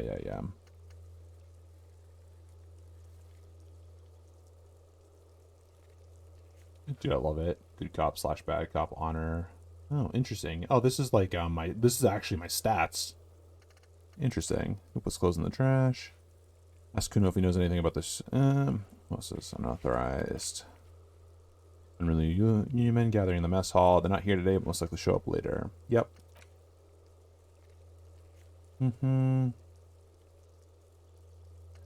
Oh, these are timed. So these are going to happen at specific times of the day or week. Advance into a free internalizing slot in your head. If there's no free one up, then pass in time when it's internalized. Return to measure head. Yeah. And a mysterious stranger smoking on the balcony. Alright, this is my next lead for the moment. Yeah, you got it, Shanto. I hope you feel a little better after you're sleeping. Revachol. Orane.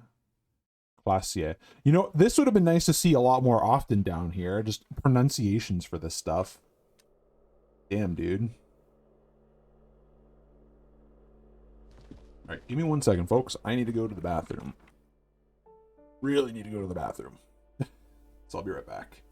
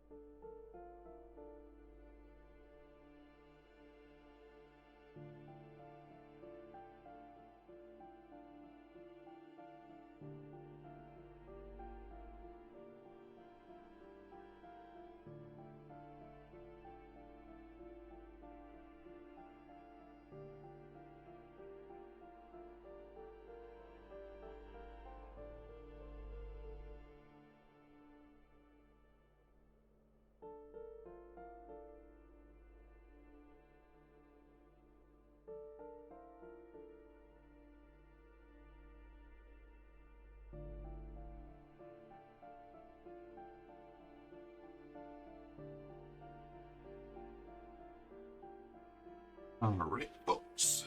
There we go. Let me just get myself tucked in.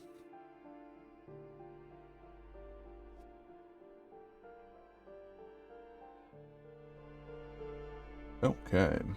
We've got an apartment building. Fiction notices and missing pets are plastered on top of each other on the billboard. Ooh. +1 logic, -1 authority. The auditor flip-up glasses. Sure. This box is filled with cleaning chemicals, smells of laundry detergent. You know, why not? Actually, I'll wear these. I don't really care about my authority.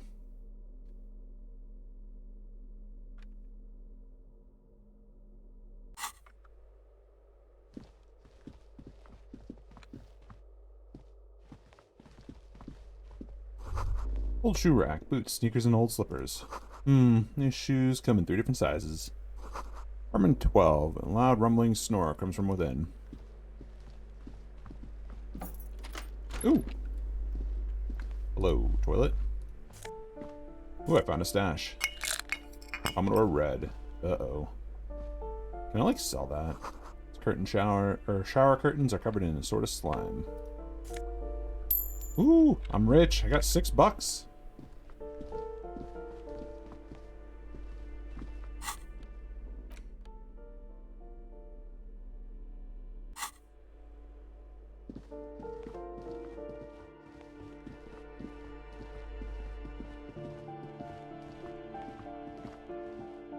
I look so goofy with this on.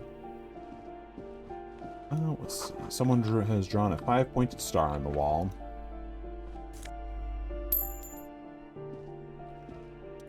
Padlocked door. This door has been closed with a padlock. A chalk drawn number on the door board says 11. Examine. Solid lump of metal, but the shackle is deeply corroded. A solid pair of chain cutters would make short work of it.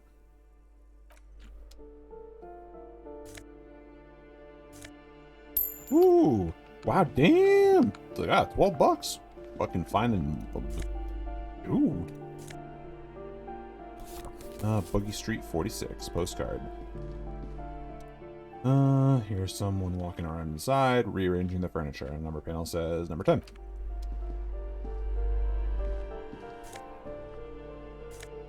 Stealing from people. Apartment 8, mailbox is overflowing. Interesting. Hello, lady. Don't mind me. The graffito says a firing squad for the rich. Give me a moment. An elderly woman is leaning on her broom, her knuckles white as bone. She seems to be having difficulty breathing. The cold never does any good for my bronchitis. She sneezes into a dirty handkerchief. Are you alright? Should I call a doctor? I'm fine. Fine. Don't you worry about me. She starts coughing, red spots appearing on her cheeks. Empathy, medium success. You're still worried. It's very worrying. Now, what do you want from me, policeman? Logic, easy success. She's the cleaning lady. She knows the floor plan and the residence. I'm looking for a young male in his mid-20s. Dark hair, skinny build, smoker on the balcony. Yes, yes. I know who you mean. The scrawny boy who's always smoking like the devil, right? She looks at the other end of the hallway. Perception, hearing, easy success. Somewhere in the building, a child starts crying. You hear a radio tuned to a talk show, and someone taking a shower. What's he in trouble for? No trouble. I just want to talk to him. Do you know where he lives? Talk?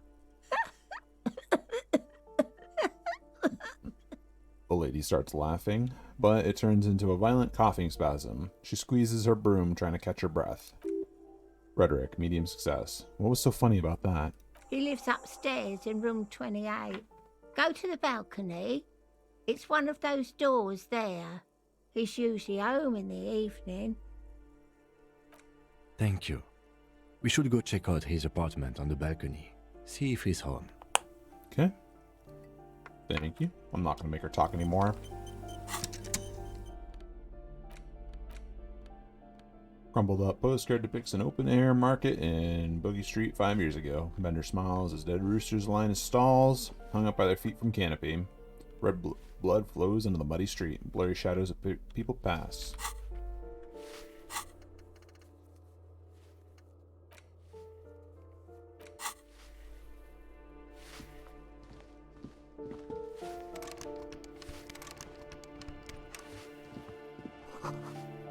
Foreclosed by Martinez Realty Associates.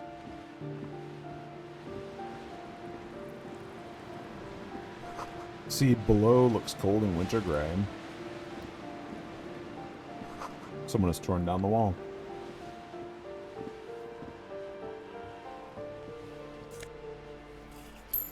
Interesting. No old grocery list on the table. And checks.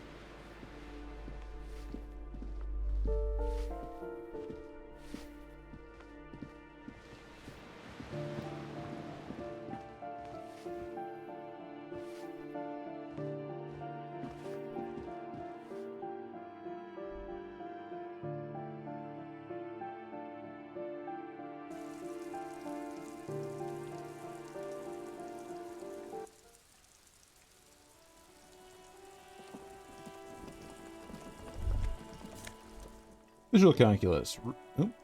Ruination has come. The broken arches betray the once grand history of this building. It towered over the harbor until it happened. Form a guess about what happened.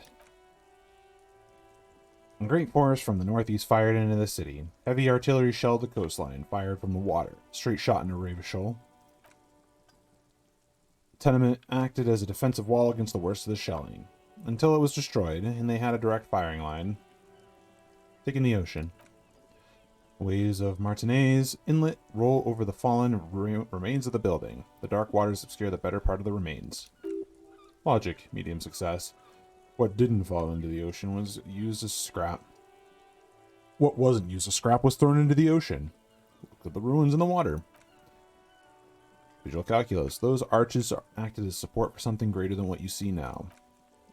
Only 3 stories stand where 9 to 12 once did. Restoration has failed. What the shelling took out was never rebuilt. Who did this damage? A fleet. The combined armies of Occident and Grad, with Mesk volunteers, a 5-nation army, hundreds of vessels. They massed airships further down, in the Bay of Ravishol. The artillery was so powerful the ships not only required gyroscopic stabilization, they were anchored into the ocean floor as well. Many are still there to this day. If you squint, you can just barely see the shadow of the water. Far in the northeast, cannons still ready to placate Ravishol. Hey Kim, do you know who shelled our city? The Coalition. But that was a long time ago. I think we should move on. It's chilly up here. Empathy, medium success. He doesn't like to talk about politics of this kind.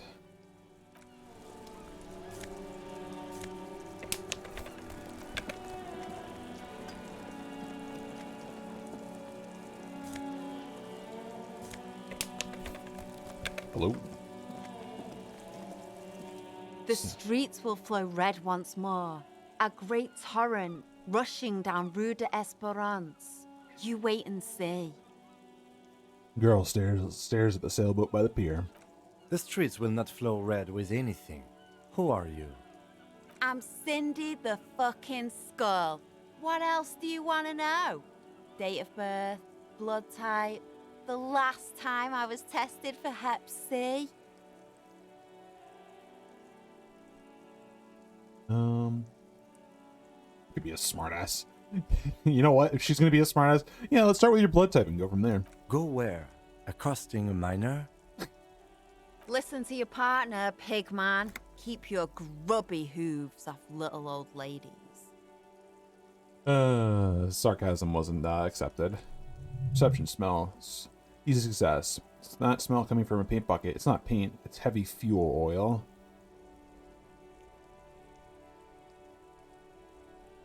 Keep looking off to the side. What are you looking at? She nods disdainfully toward the woman performing maintenance on the boat docked next to the pier. Mosier, easy success. Hatred? Disgust? It's difficult to tell which of the two is more present in her girlish features. Where's The Messier? woman on the boat does not notice her staring. That is on her. Someone's got to keep an eye on her. Encyclopedia, medium success. Azan is an archipelago, 2 days travel away from Revachol. Its moneyed residents used to posh restaurants and upscale boutiques, rarely to have a reason to visit Martinez. Who is she? Probably the Wild Pines rep.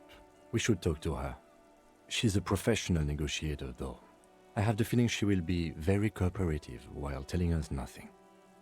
You should take the lead. Ask her unexpected questions, you know? Do your thing. Don't be afraid to get a bit wacky. Throwing her off is our best bet. Ooh, that's good advice. Good idea, piggies. Run along now. Fuck her shit up good. Impound that boat while you're at it. I'd like to watch her swim back to Azan. Is that heavy fuel oil? Red-dyed heavy fuel oil, intended for exclusive use in government vehicles, to be precise. He says, studying the contents of Cindy's bucket. What did you think I was using? Aquarels? Sucked it out of a cop's fuel tank myself. Back in Jamrock. Empathy, medium success. She really did it, and she's proud of it too. Fumes are bad for you, okay? Drugs are bad for you, okay? Something to think about next time you're driving around in your pretty little piggy carriage. And what are you doing on the wall? Can't you tell? I'm painting a beautiful mural, an aereo graffitio visible from low orbit. I haven't really started it yet. I'm waiting for the right words. So you don't know what to write? Have you ever tried your hand at graffitio? When faced with a blank wall, most people write unimaginative stuff, like pigs go home and Mona was here. We rarely see pigs round here, though. Just union cads. And my name's not Mona, so... Empathy, medium success. She wants it to be something true, in total.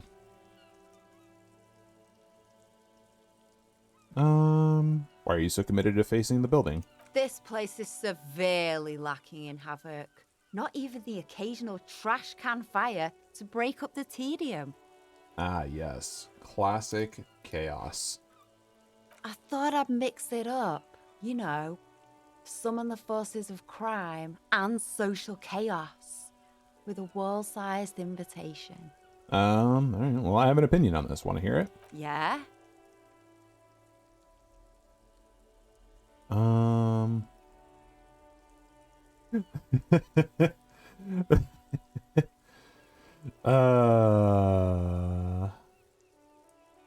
This is a hooliganism. You know, I don't know. Why not? I love public art. Thanks. I'm sure the inspiration will come to me now that I have an official RCM stamp of approval. NP, fam. Rhetoric, medium success. She means the opposite. Empathy, medium success. You've lessened her desire to deface the building. Ah, yes. The classic contrarianism. Oh, the cops don't want me to do it. Oh, I want to do it. Now they're cool with it? Fuck that, dude. Do you know anything about the recent murder? I ain't no snitch, pigstein. Go forth and forage in someone else's shit. No shortage of squealers in these parts. Those are some fucking 1,000-year stare, or 1,000-yard stare eyes. Actually, there is a shortage of people who talk to us in a normal, calm, informative manner. We weren't put on this earth to make your life pleasant, fucko. Catch you later, Cindy. Watch your back, ungulate. You've got eyes on you. Thank you. I'm glad I'm a looker.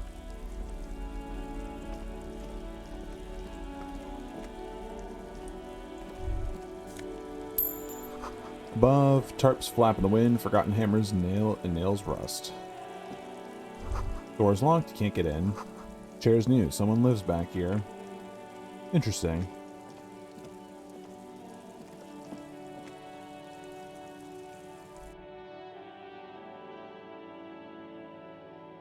Oh, morale? Oh, interesting. Volition is the morale one.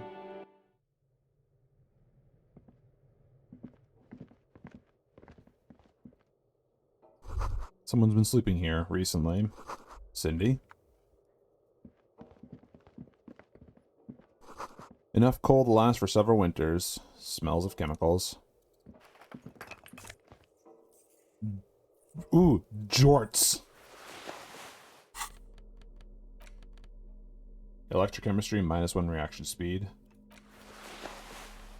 Kim, get out of the way. I'm trying to wear some jorts. Oh, no, these are actually just straight up jeans.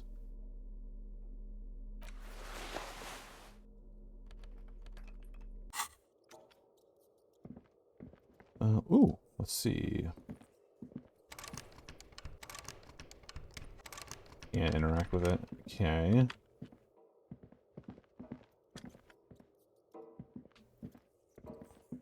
Hmm.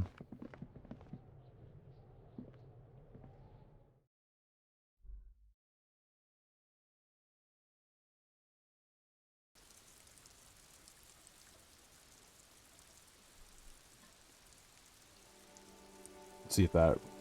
Hello again, officers. Have you come to admire my mural? Is that bed in the coal room yours? Ooh. Not only have you found my address, you've discovered my biggest secret. I'm a coal miner. Do you not have a real home? Does anyone in a city like this? She replies wistfully, looking around. Empathy, medium success. If there's pain about any particular home she's lost, she's buried it deep, fortified herself against it. Really? You're a miner, huh? Yes. I keep hoping a shaft will collapse on me, but somehow it never happens. Ooh, classic. The classic Zoomer, I just want to die. Eee. But yeah, not the nicest place, but I guess I'll have to do. It doesn't have to do anything at all. Nothing does.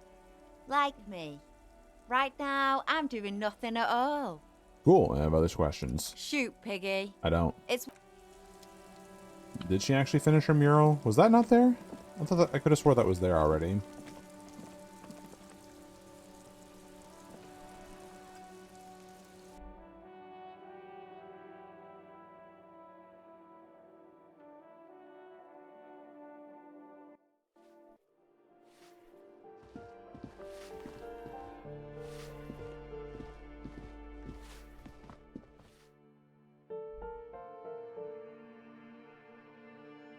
Mm-hmm.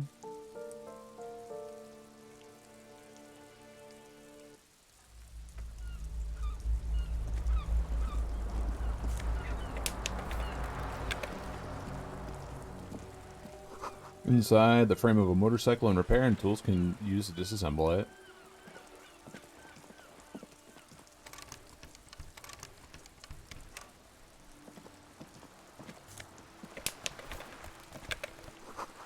Rudisong is slain, roundabout north. Oh, this is a sign.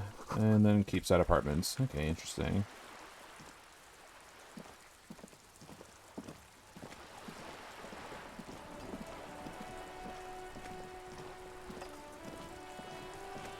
Muscular. More magnesium. Belly of this boat shines like it was recently painted.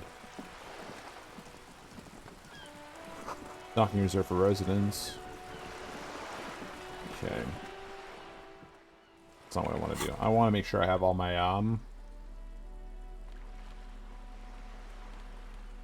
interfacing.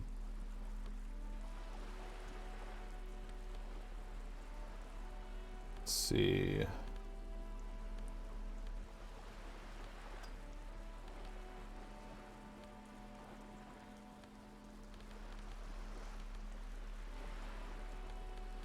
I mean, I should probably just take my shirt off, but, you know, that's fine. This should be okay for the conversation. A striking woman leans against the cabin top of her sailing boat, smiling as you approach. Her green raincoat glistens with droplets. A silk scarf is tied around her throat. Good afternoon, officers. I'm Joyce. She extends her hand in greeting. Joyce L. Messier. I represent the board of Wild Pines, the owners of the harbour. You gentlemen must be from the RCM. She steps closer and holds out her hand over the railing. Shake her. Sure, shake her hand. I'm glad to see you here. Her grip is tight and cold. Interfacing, medium success. Like steel. There's strength there.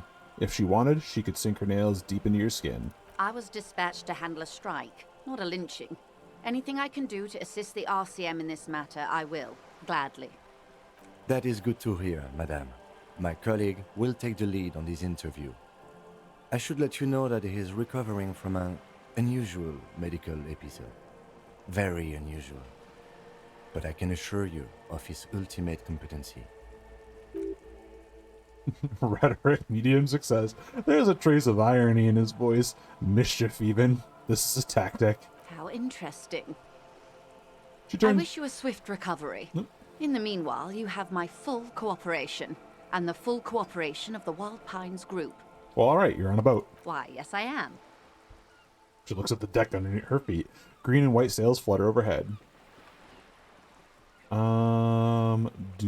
Does she have a name? The boat? No. It is called Cordelati 19, because that's the type of sloop it is. Interesting. Inland Empire, medium success. The word "it" feels strange. Such a beautiful boat deserves a proper name. But cool, but like, your boat really needs a name. Okay. How about Cordelati 19? Why? She taps on the side of the boat. It makes a hollow sound. Because it was manufactured in Revachol East by a company called Cordelati, and its hull is 19 paces long. How about Dolores? Why Dolores? I don't know. Feels pretty. Well, it means nothing to me. I think I'll stick with the factory name. But thank you for the suggestion. Okay. How do you like it? My sloop? I like it a lot. It's the eel's hips, baby. What?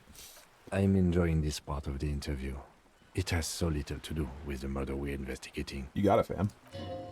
Esprit de Corps, medium success. I really do. The lieutenant thinks, is she thrown off yet? He's looking at the woman, assessing her. Alright, I think I can have a handle on the boat thing. Good. Tell me, you seem rich. Can I can I have some money? Wait, no, I'm gonna just like slapdash her. I'm gonna ask something relevant now, and then I'm just gonna like double back and then ask random shit in between. Quite a few things, I'm afraid. She falls silent for a moment, contemplating something. The information I'm to share with you includes sensitive trade secrets. For the sake of my employer, I have to ask for your names and badge numbers. Of course, ma'am. We should have introduced ourselves. I am Lieutenant Kitsuragi from Precinct 57. Okay. And this is my colleague from Precinct 41. I'm afraid he doesn't have his badge at the moment. I hope mine will suffice. How curious. Why is that, Detective?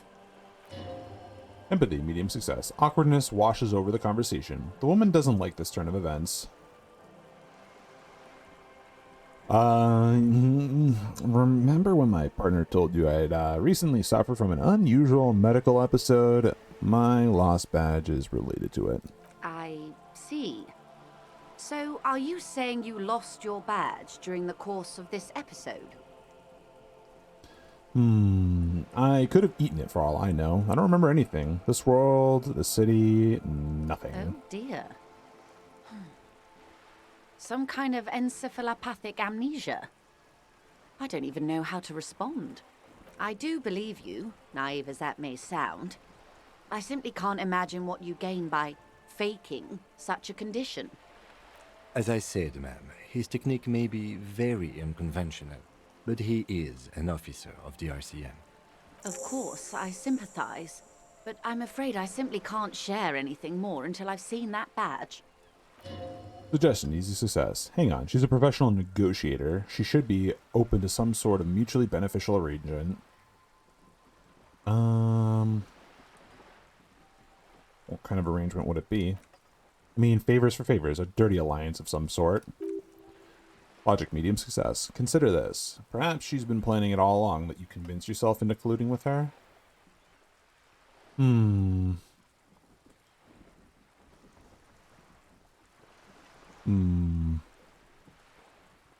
Why not? Damn it. Feelings will guide the way. This is very important. It's the case I'm solving. I assure you, it is no small matter for me either. We all share the responsibility for disarming this situation. I hope you have a badge for me as soon as possible.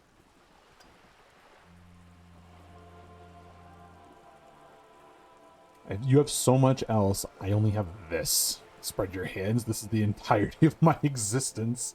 Oh, God. Not like a side case for me. This is my main thing. She's silent. The wind flaps the sail above her. This boat, for example, and a home somewhere, I only have this case. Officer. The carbon fiber hull creaks.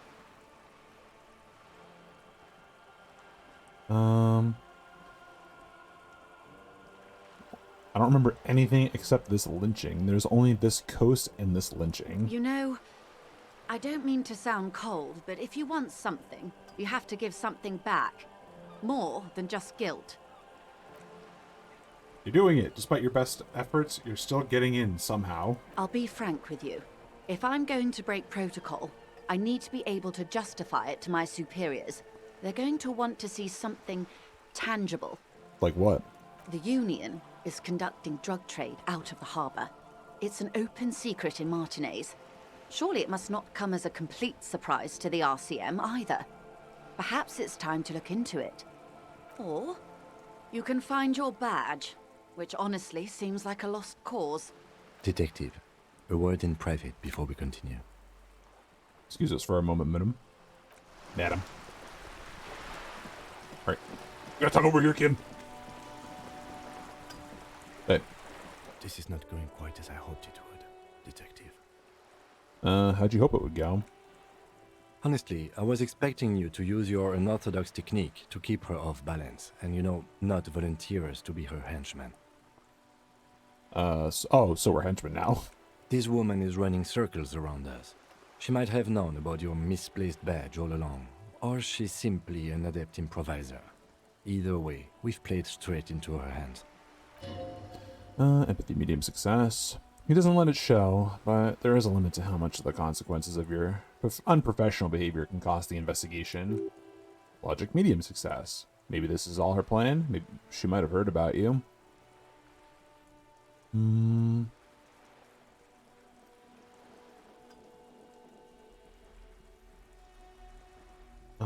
Let's see.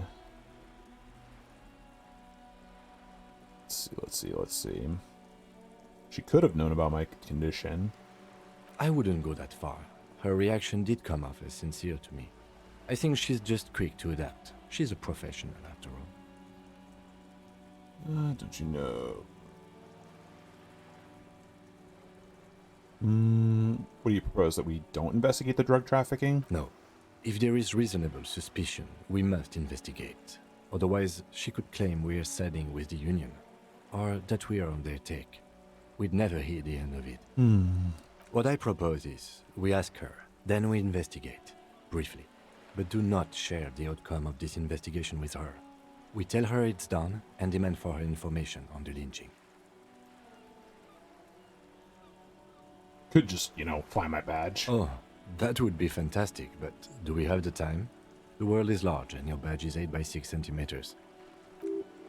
Logic, medium success. The situation might have changed drastically by the time you locate it. Time is of the essence. You could request a new one from your station, but that would literally take months.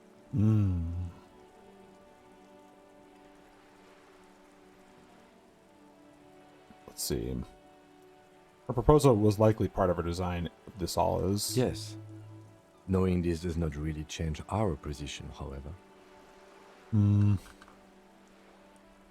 Sorry for the fuck up then. I'm sure you will, Detective. Let's get back to her then.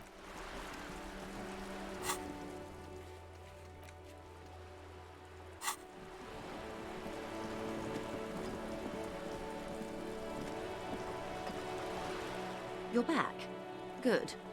What can I help you with?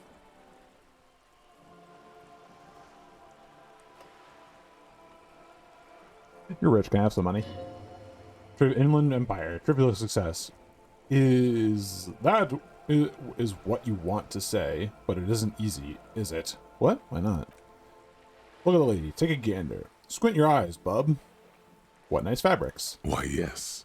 Tucked away under that sturdy green raincoat, almost rustic in its simplicity, a silk shirt and matching scarf around her gentle throat, while dull orange pearls hang from her earlobes, red from the cold. Her light green eyes scan you, full of knowledge and worry, wealth and all its possibilities. Conceptualization. Medium success. These are the kind eyes of the rich man that seem to say everything is possible. Within reason. Yes, so.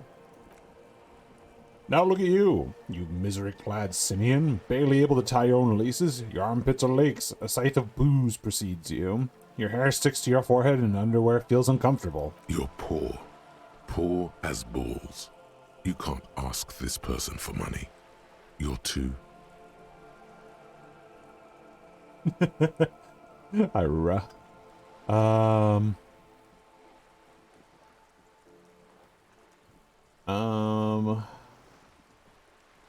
What is this? I'm not ashamed. I'm not ashamed. Oh, but you are. Too ashamed to ask this person for money. Too scared to belittle yourself in her eyes. Those half-precious stones of... As I was saying, if there's any way I may be of assistance, please don't hesitate to ask. Alright, tell me about the drug trafficking. It's quite straightforward. Someone is using Terminal B to smuggle raw ingredients from the Samar and Isola into Revachol with the Union's blessing. Wild Pines has suspected it for years. Ingredients for what, ma'am? Meth and dextroamphetamine, GBL, and various synthetic psychedelics. Honestly, it might be quicker to say what you can't make from the stuff. Let me get this straight. The materials come from Samara to Revachol through the terminal? Yes. After they clear the terminal, we lose track. The actual production is taking place at various sites in and around Jamrock Quarter, north of here. Wild Pine seems to be well apprised of the local drug trade, ma'am. Do you mean to say the Union also produces the product? Sells drugs, I mean? We're in logistics. It's our business to know. And no. As far as the company knows, the Union does not produce it. They transport the ingredients for a cut. You want us to investigate? Yes, but you won't get anything out of Evrat and the Dock Workers Union. Still, every chain has its weak link. Logic, medium success. The handoff. The motor lorries at the roundabout. Am I gonna need bulk cutters? Lorries. Precisely. Someone needs to move the ingredients from the harbour into the city. Once they reach Jamrock, they're distributed to a network of local manufacturers well beyond our grasp. But in transit, they're vulnerable. Perhaps you've noticed that a number of lorries are tangled in a traffic jam at the roundabout just now. Interview the drivers who are still hanging about. One of them might be waiting for a crucial shipment. I'll be explicit. If you find this driver, I will share company secrets with you. Okay. Uncovering Union secrets could also give you an upper hand when dealing with them. True. That is true. Good point, Logic. Why didn't you come to the RCM earlier? No coincidence stranded there, is it? What proof do you have? Alright, why didn't you come to the RCM earlier? We did. On more than one occasion. Apparently, there's some sort of inter-precinct disagreement about whose jurisdiction this area falls under.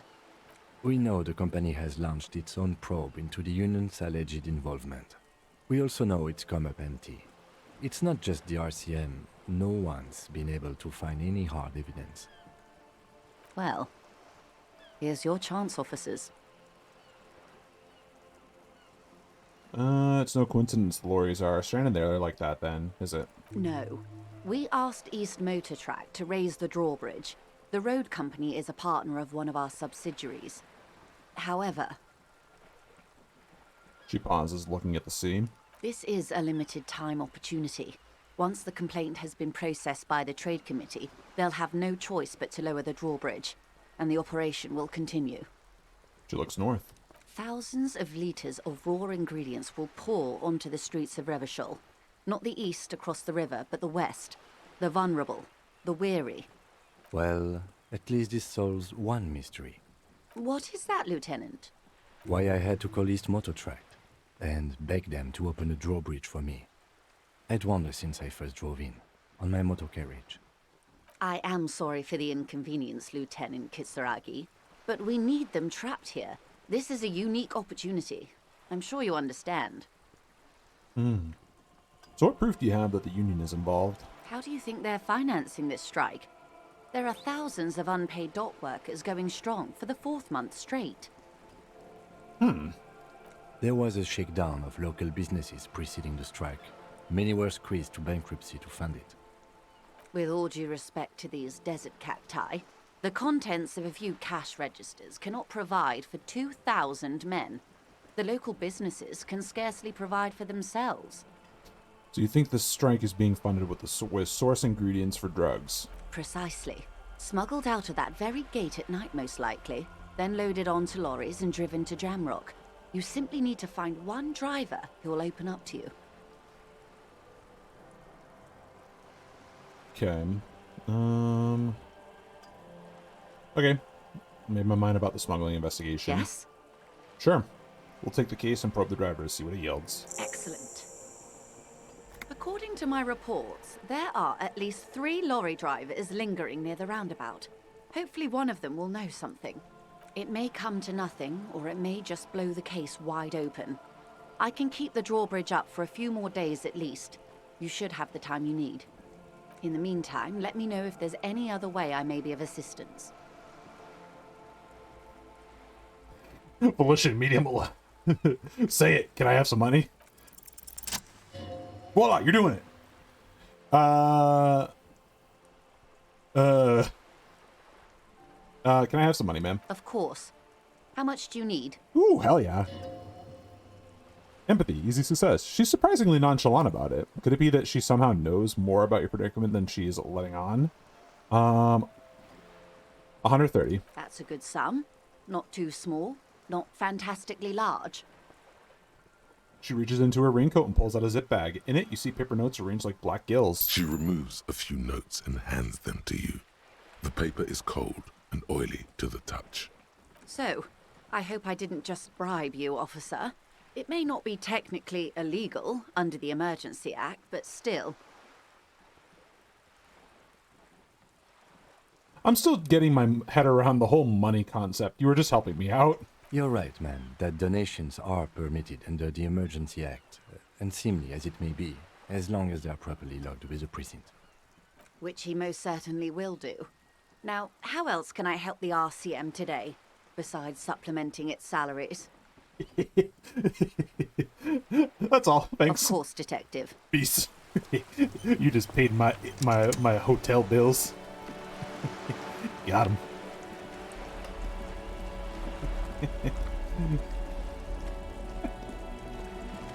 Got him.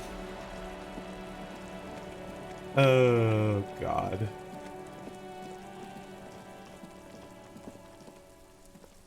Let's see, I want to see if I can find that guy first. Oh, no, I'll go. I'll probably have to go back to the Whirling in Rags anyways pretty soon, so I can pay when I head back. See, like, I didn't want to just ask, like, all these random people who are already down on their luck. But some rich bitch lady? Fuck it, hell yeah, why not? Ooh, should I take out my clipboard and actually log that? See if I can. Hold up a second. Equip a pry bar. I probably should take his pry bar, shouldn't I?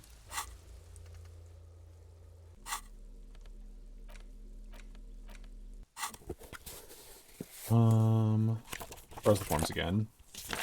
Let's see. Nope. Let's see. Nah, never mind. I didn't see it. Breaker box full of cigarette butts and electric wires. Classy. 15. Hell yeah, dude. Money, money, money. Loads. Just a door, nothing fancy. Nothing for you to see. Go. Up the stairs. Someone's growing rosemary, thyme, and a cactus. That's a combination. 28. The store made of metal and appears to be reinforced. Someone here really values their security. Reaction speed, trivial success. Number 28. This is where the cleaning lady said the smoker on the balcony lives. Let's see if anyone's home. Knock on the door. No one answers. Looks like the young man we are looking for isn't home. I think our best chance to catch him is in the evening. Looks around, taking in the cold spring air. We should return tomorrow after we have finished with our day's work. How about 9 p.m.? Sound good? What do you mean? The smoker on the balcony. This is why we're here, right? He might know something about the murder. So tomorrow 9 p.m.? Yeah. Suddenly he's a little worried about your memory. The spirited corpse, medium success. Encyclopedia, medium success. Don't worry, it's mostly all still here. You can remember things. You got this. Sounds good. Tomorrow, 9 p.m., right here. Apartment number 28. Good, let's go. Reaction speed, easy success. Damn, turns out it's quite tricky finding someone in a big apartment building. Don't worry, you'll get him. Probably gone, yeah. Anything else I can finagle up here? Oh, I got bottles. Oh, damn it. Apartment 30. Voices from within, singing along to some buoyant dance track. Okay. Door 29. Complete silence. Whoever lives here isn't home. Or they're very quiet.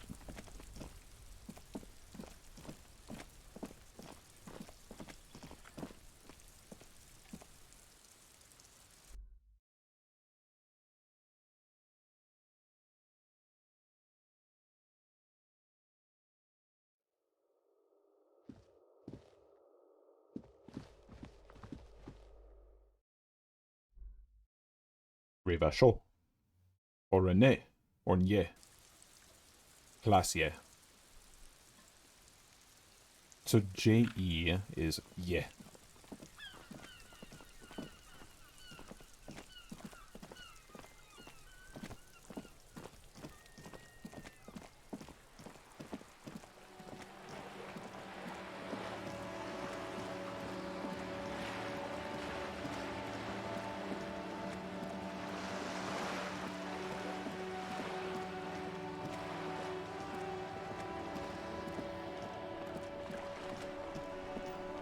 Actually, are there any bottles over here?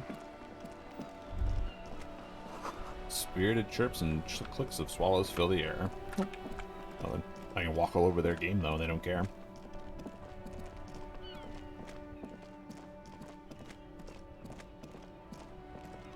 I look like a massive fucking dork.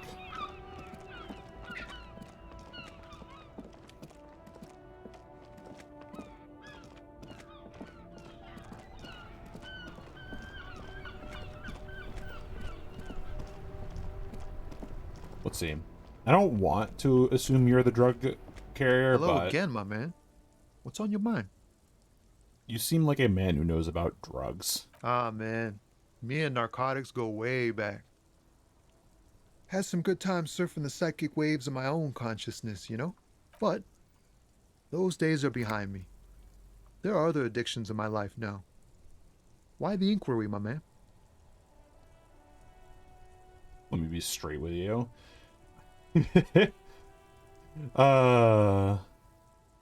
You finance those other addictions with drug trafficking. Let me be straight with you. You know, this is the kind of guy that I'm gonna go out on a limb and just be like, I think I can be just on the nose with him. I've already kind of got the heart to heart, so let's see if this will work. We have a credible lead, sir. Someone on this roundabout is waiting for a bulk shipment from the harbor to load it on their lorry and drive it to Jamrock. Not me, man. No way. I don't need any trouble. Shit's bad enough anyway.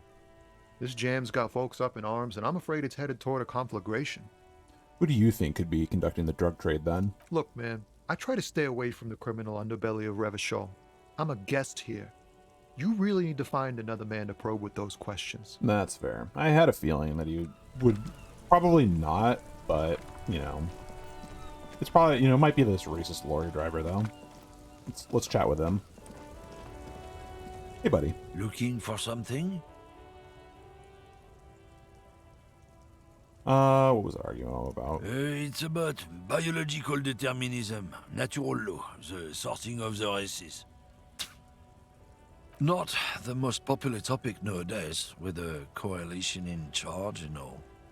You might want to change the topic. That is, bury your head under the sand like common sheep.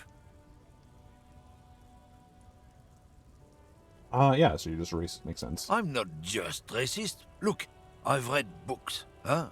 The science of racial theory has all been proved, even if some people don't want to accept it.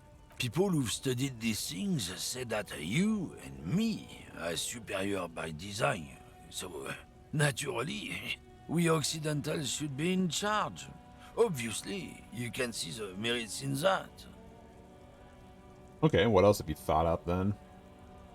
Yes, I can really tell. Oh, I can just be a smartass straight up. I can really tell you're a prime example of superior design. Open your eyes. Haven't you noticed something different lately? An unfortunate downturn, maybe? Huh? When members of the superior race cease to believe in their innate superiority, they stop competing for resources. Okay, and? This concerns you, policeman, so you better be vigilant.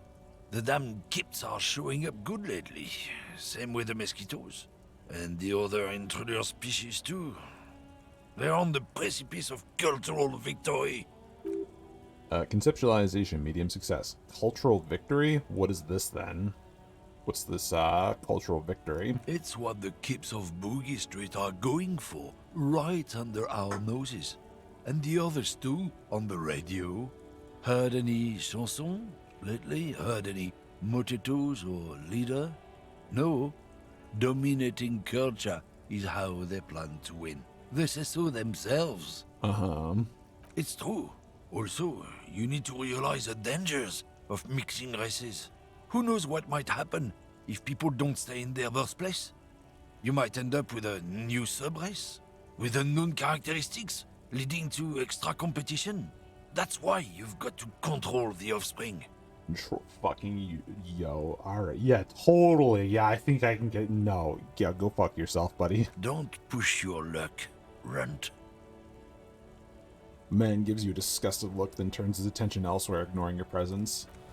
Probably shouldn't have talked to him about that, but whatever. Let's see who else is around. Let's see. Are you another lorryman? I think you're another lorryman. Hola, Wandering Man.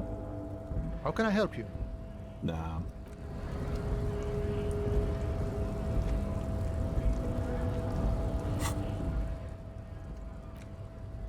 One minute.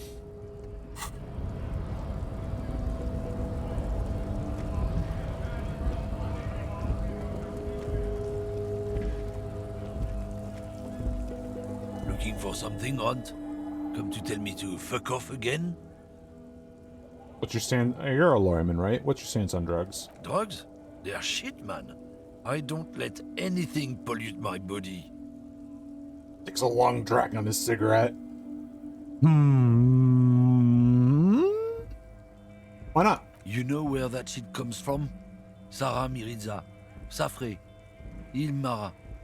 They take the money from our local junkies here and then use it to outcompete us in the manufacturing sector.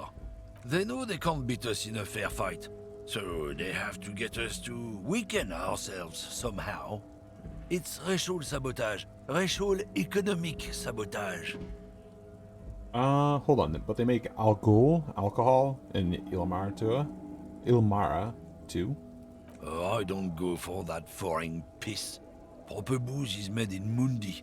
Or sometimes, I like a dram of that Yugograd vodka. Koikos and worse much, but they do no booze. Listen, I agree it's our responsibility to keep this poison off the streets of Ravishol, right? He eyes you warily, unsure how to respond. This goes on for about 2 seconds. Then... I don't know shit. And if I did, I wouldn't tell you. Man, what are you still hanging around here for? Most other Kaminoras live left. What do you think? I can't leave the lorry unguarded. Stuff's been getting looted lately. It's those little kips sneaking around at night. If they touch my stuff, the bosses will be on my ass like ass cancer. Ass cancer. Reaction speed, easy success. There was a bunch of spilled boxes in the back of a big lorry nearby. I did see one lorry with the trailer doors open on my way here. Do you know what happened? Yeah, I knew that guy. He was an honest driver who loved his country. We were having a good debate about genetics at the Wheeling in Rags when some kid boys smashed his luck and took damn near everything. Lost his fucking job over it. Since he left, I haven't had anyone to talk to. Logic, medium success. If they were getting drunk inside the Whirling in Rags, how could they know who broke into the lorry? If you were all in the Whirling, how do you know it was Kips who broke into the lorry? What? Aren't we allowed to say that he's a Kips who do all the stealing around here? That's not rotor science, man. Rotor science? Okay. Advanced race theory. Everything is calm in the eye of the race storm. Your mind is lucid and bright. The mind-bending phylogenetics appear more distant and, to be fair, a little ridiculous. The great race mystery has cleared up. All that's left to do is verbalize your thoughts. Go and talk to Measurehead about your newly found insights. The mystery is mostly aesthetic. Okay.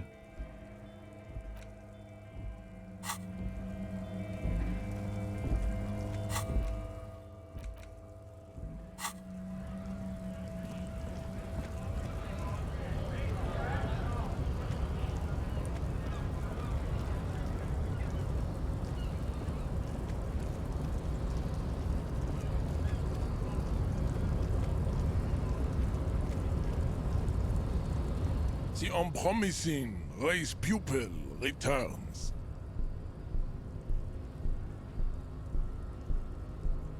Alright, let's see. I think I know what the race enigma is. And? Shit, let me into the fucking harbor. You are? Have fun. It's just something you shock people with, liberal and progressives people. Whatever you want it to be, it's free association language, exercise, generate race hero. I don't know about the rest, but it's clear that I should stop drinking the ancient... This dump is ready to be superseded by the Aeropagite superstate. I can serve as a clerk in your administration. Maybe you need a cop. Oh, God. Fuck, dude.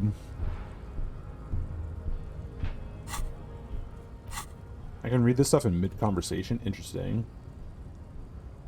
Interesting.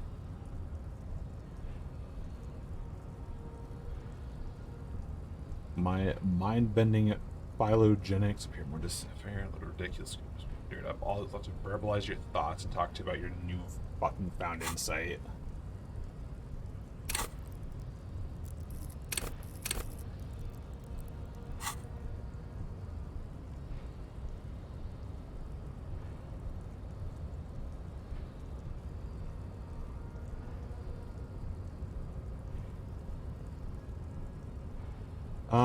Let's do it too. Paradoxically, you plan to supersede the Occidentals with their own race theory. Look, babe. The minion of law is also a racist, but his racism is basic and rude. He thinks he has solved the great race enigma by describing a rude mechanism of scientific competition. So unadvanced. The basic race education he received in high school has led him to think his phylum are the sole authors of race theory. An esoteric study reaching back to the ancient mass society of Pericarnassus over 4,500 years ago. Basic racist, I take pity on you. You clearly want to enter the harbor bad. Like a little boy who wants to go on the potty. I can press the button for you. It will open the door. Very well. You may enter the door once. Our race conversation here has concluded. Finally. Let's go. Okay. Fucking right-o, buddy.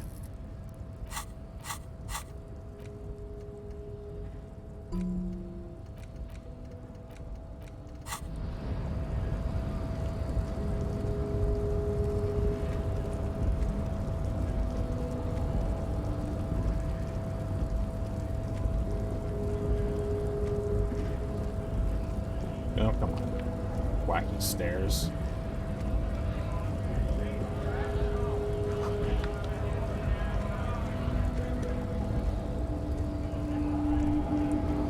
Greater River Shoal, Industrial Harbor. Yep.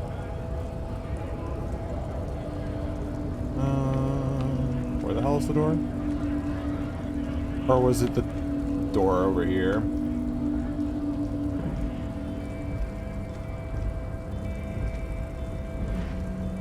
Yep.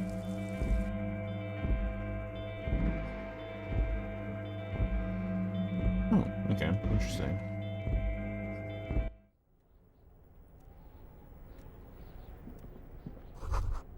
Every worker equal member of the board is written on the top of the flyers. And at the bottom, the union logo is Demand Democracy.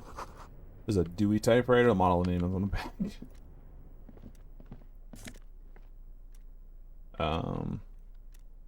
Kim, you're in the way.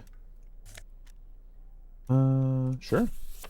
Take a book. Standard office file cabinet. Drawers seem to be locked. Someone left coffee on the machine. Dark liquid in the pot looks almost sentient. File cabinet. I was thinking that someone has forgotten to properly close one of the drawers. It's unfortunate for the union to just leave their paperwork lying around like this. Spirit Corp. Medium success. Let's see what's inside, he thinks. Open the drawer. Drawer opens smoothly. Inside is a well-organized selection of brown folders. Browse them. Hundreds of documents containing logistical data. Two kinds of transactions stand out. Materials coming into Revachol from the outside world, from Mundi, Grad, and even Ilmara. And the same materials being handed over to companies inside Revachol. Quran, Coal City, La Delta, Jamrock are all listed among the many districts where the imports are being sold. Anything interesting? Start to make sense of this thicket of company names, dates, quantities, and percentages. Try to focus, but the lines get blurry. Force yourself to go through the folders. Volition, medium, and success. Whatever's hidden here is hidden well. Concentration isn't enough. Only a trained accountant with a background in logistics would be able to really make sense of it. However, there is a little handwritten note stuck on the side of the drawer. Look at the note. Appears to be a to-do list written in large, uneven capital letters. Remember Leo. Everett's shoes. Special whirling bushed. Water Everett's plants. Sweep office floor. More banners. All the items in the list have been crossed out and the note itself crumpled. Look, Kim, to-do list with a list of errands for Everett. Everett Clare, probably. Everett. The head of the Debarders Union. One of his aides must have left it. Nothing incriminating here. Logic, medium success. The special borscht seems a bit odd in the list. Take another look.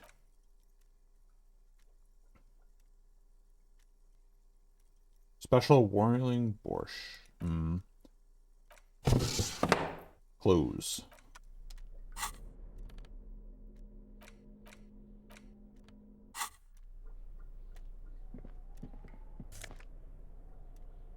Another postcard.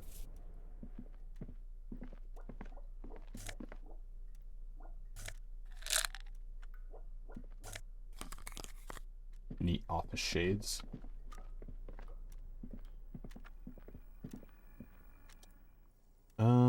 Oh. Payphone looking down from the wall. Tokens unavailable due to strike. Use change. Radio is emitting a strange buzzing. And let's go up the stairs.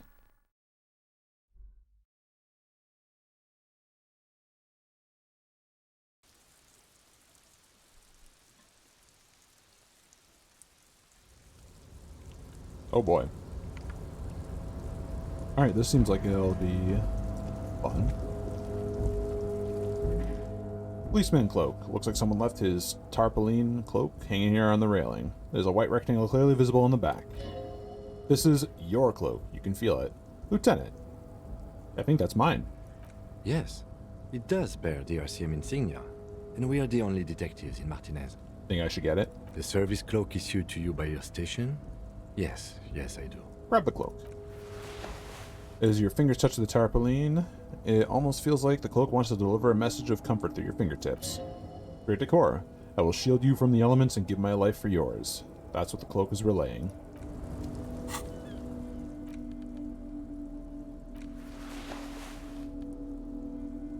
Disco ass blazer. God, I look fucking whack.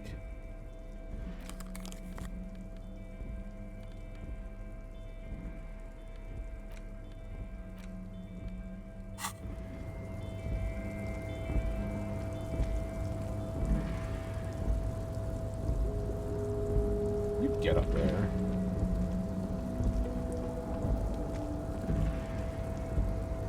Collecting rainwater. Hey. Oh, baby. Look at this. Look at all these bottles. Numerous empty bottles of Commodore Red and Potent Pilsner. At least 3 packs worth of cigarette butts. Inland Empire. All those empty wine bottles and cigarette butts on the ground. Someone partied really hard. Wait, how hard? Well, they went through 6 bottles of Potent Pilsner, 3 bottles of Commodore Red, and almost 4 packs of cigarettes. It must have been pretty hard. Did I do this? Well, yes, I think we can say with relative confidence that it was you. This is really sad. I must have been miserable. Yes, this scene isn't exactly ripping with joy. Let's just move on. He turns to leave.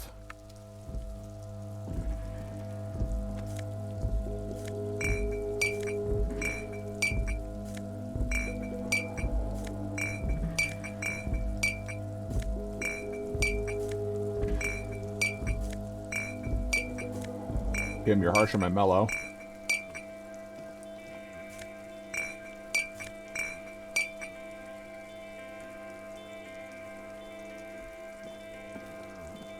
Negotiate this little thing. Night Watchman's Booth.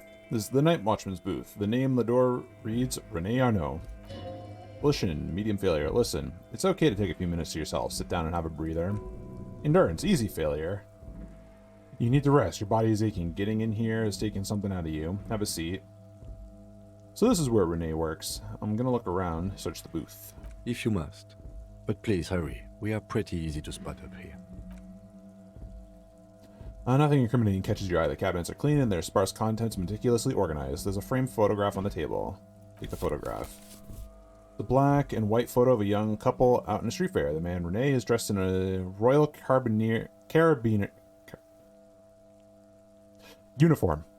The girl is young and very pretty. She's smiling playfully at the camera. Empathy, medium success. Rene looks like he's about to smile. This photo must be tied to some good memories. Why did you take that picture of Rene? I'm gonna ask him about it. You're really interested in that old soldier. Not sure I understand your fascination, but sure. As long as it doesn't take up a whole lot of time. And then leave.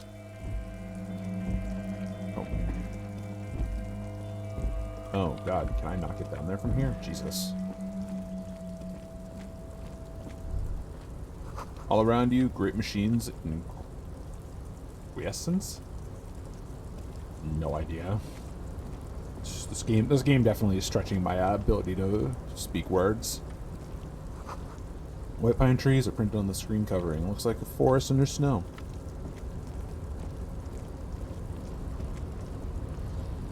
I so want to get on that roof.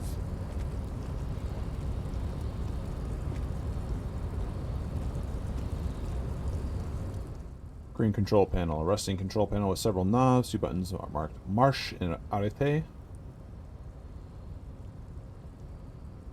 Are faded with use. It seems to control a large crane above. A container is attached to its hook block. Marche on or... Yep, off. I'm not going to fiddle with it quite yet.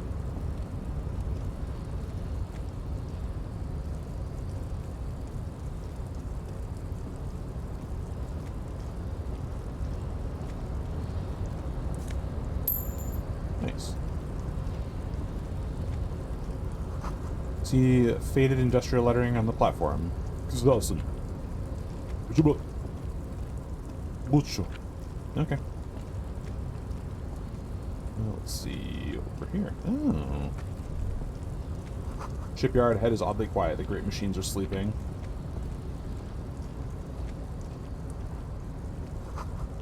Oh, I just fucking missed that.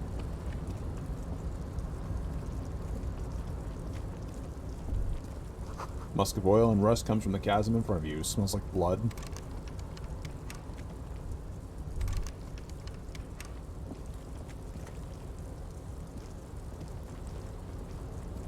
Industrial-sized thermos. Smells like burnt coffee.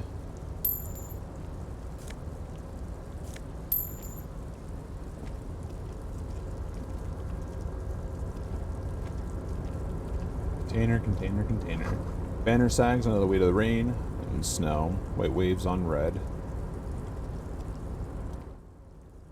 Easy Leo. Container, container. I'll turn you nice and red. Container, container. Put the logos on. Conceptualization, medium success. The lyrics to this container song are being made up as he goes along. Encyclopedia. The accent is so thick that it's impossible not to notice he's Ubi. From the vanishing peninsula of Ubi Sunt, sick on Mundi. Container, container, used to be Wild Pines. Container, container, now belongs to Everard. Tiny Man is so engaged in his work he doesn't notice you. Nah, don't. I won't interrupt them.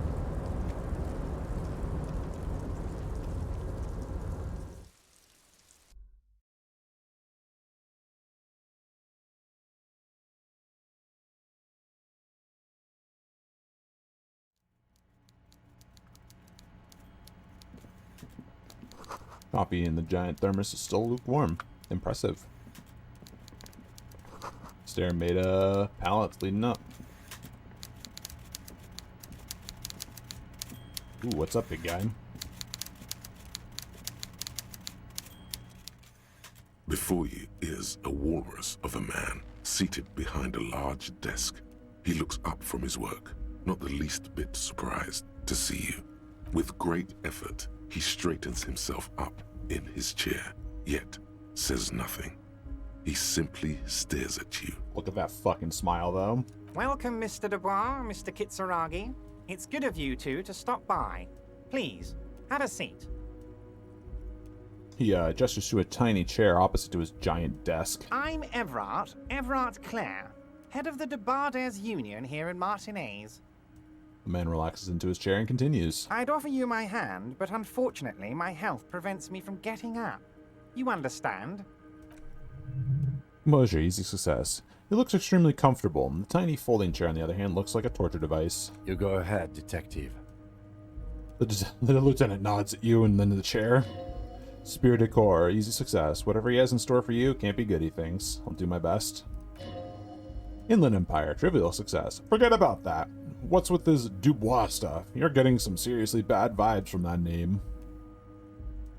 Yeah, I'd rather stand. I'm not tough. Why are you calling me Mr. Dubois? Please, Mr. Dubois, let us converse in a civilized manner, as equals. Take a seat. I insist. You know what, fine. It's nothing. Yes, that's probably right. It's nothing. Forget about it. Filter it out. Take a and don't sit. It's kind of my thing. Very well, Mr. Dubois. I respect a man with strong convictions. He nods, his multiple chins moving like ocean waves. Oh god, that's kind of... I, too, have convictions. One of which is that I will not engage with any man who won't face me at eye level. Should you find yourself more amenable in the future, I'd gladly resume our conversation.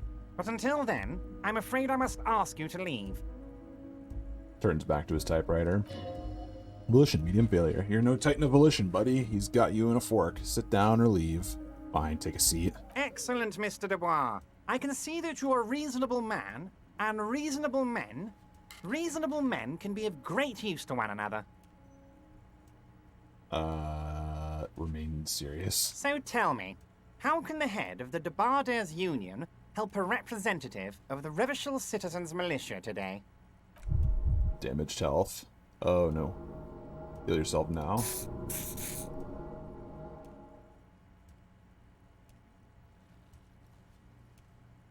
Pain threshold, challenging, failure. The chair you're sitting on has got to be the most uncomfortable chair in the world. It's violating your backside. Awful, dude. Oh, by the way, I heard you got a rather rude reception from a certain Lawrence Gart.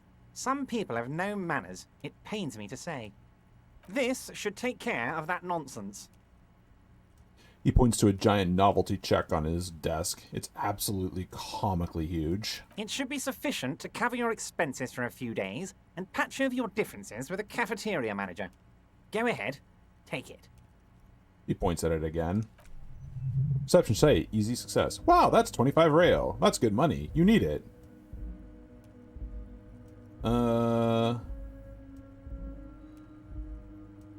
Wait, you know Gate? Yes, I know Lawrence. He's a real character. No union man in him. A real piece of work, that boy is. Drama, easy success. With a grin, he points to the check again. It's like you're on a game show. At least, don't thank him for it. Keep it. I'm good. Okay, okay. I respect a man with principles. No handouts, then. He crosses his arms on his ample midsection and sinks further into his chair. Now, I'd like to set your mind at ease about one other matter. Your lost gun. Let me assure you, Union people are on it as we speak. I've got my best hounds looking for that lost gun. His slug-like lips move, but all you hear is an echo. Lost gun, lost gun, lost gun. Half-Light, trivial success. The world is swallowed by a black hole of fear. Only 2 words escape its gravitational pull. Lost and gun. I'd appreciate any help you can provide. Are you all right, Harry? You seem anxious. Don't be. Everything's going to be all right. It's not like you left it loaded. You didn't lose a loaded gun. Local children aren't out there playing with it right now, pointing it into their own mouths. It's in a safe place. I just know it. I have a feeling everything's going to be all right. I feel like I walked into a boss fight that I did not come equipped for.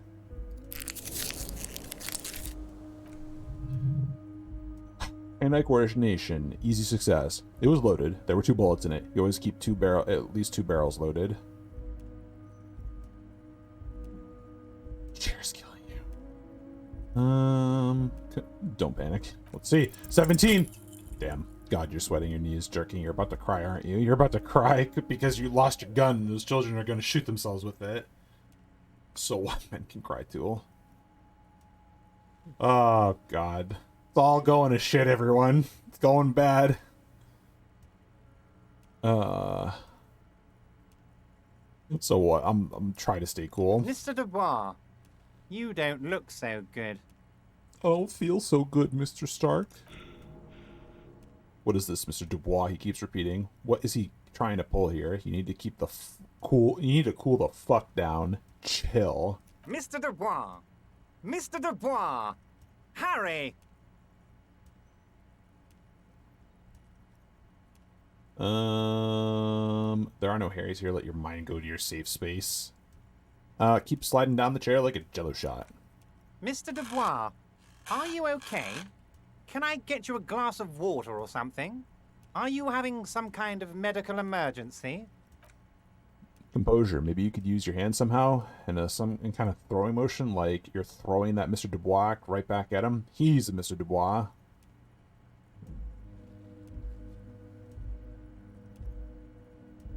Actually, this chair is uncomfortable. I could use that glass of water. Sit upright.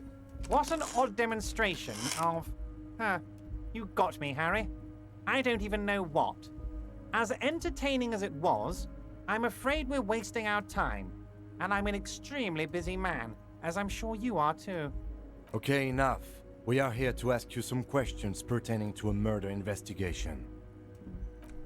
Reaction speed, easy success. Quick, here's your window. Get yourself together and ask some questions. Police officer questions. Volition, easy success.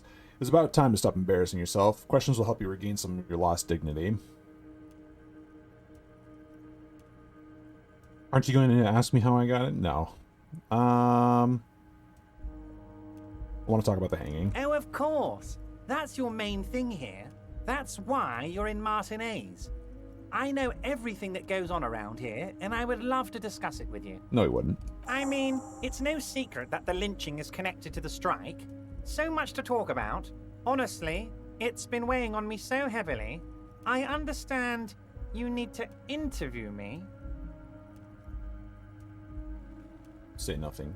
But there's a thing that's been keeping me up at night. I want to talk about the hanging. I mean, if we could just calmly talk, exchange information, we could blow this thing wide open. Yes, that sounds good. Let's do that. But I can't think straight with this thing weighing on me. You're police officers, aren't you? I have a crazy idea. You guys are basically door-opening machines, incredibly talented at opening doors. Hey, Zilf, what's up?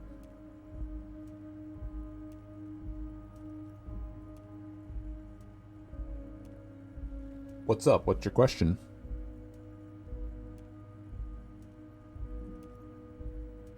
What was the game that made you sick? It was called Post Void. Postvoid.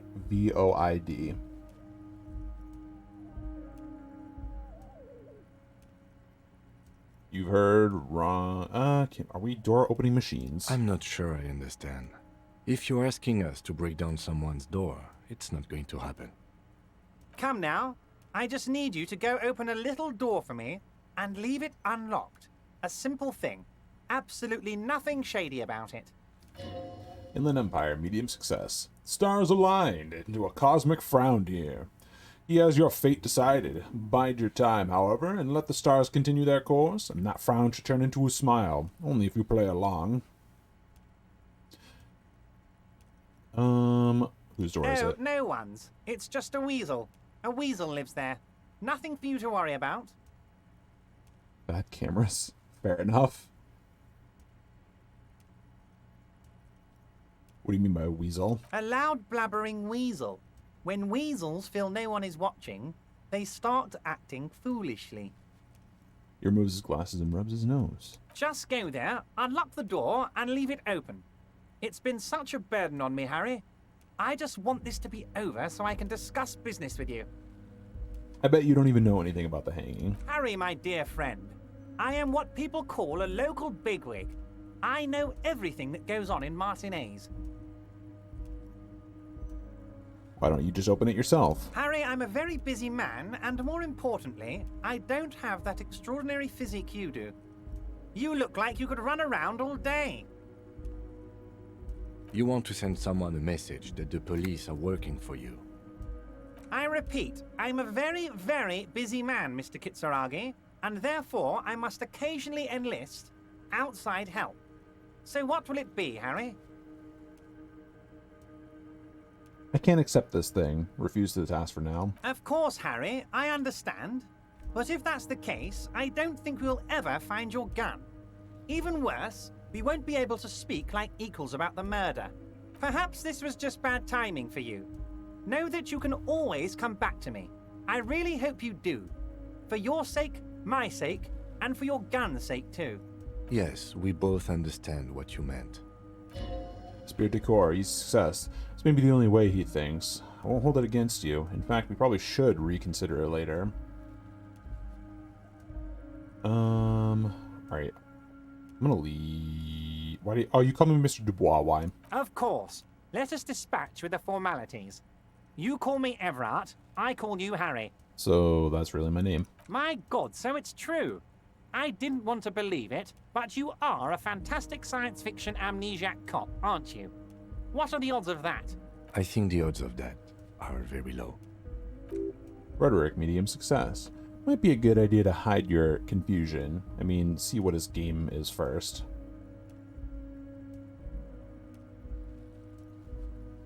My memory's fine, I'm just testing you. So good to hear that, Harry. Apparently my sources were wrong. However, if you did have a spot of memory trouble, I could help you out.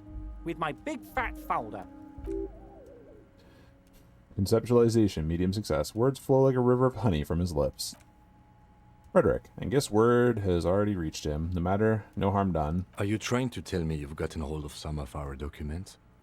The lieutenant inspects Everett from over his spectacles. Mr. Kitsuragi, would you mind? Me and Harry are talking about his lost identity right now. Drama, easy success. Don't just jump to the folder. That's not smart. Shows you're on edge. Do some probing first. Let's see. Have another look at that folder. Drama medium, 11 difficulty.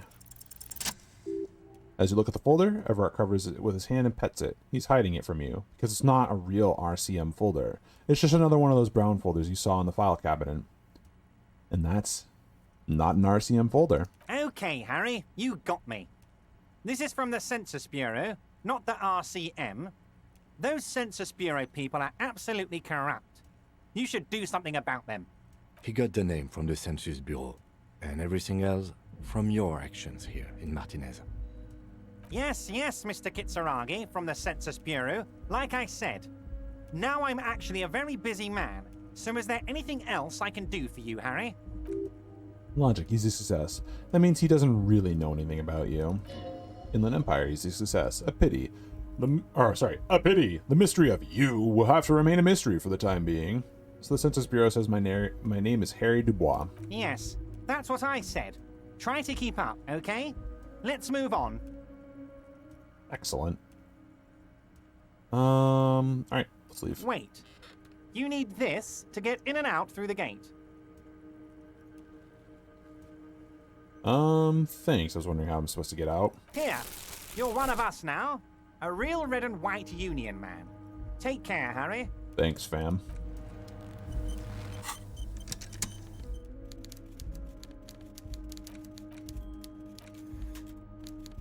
Interesting.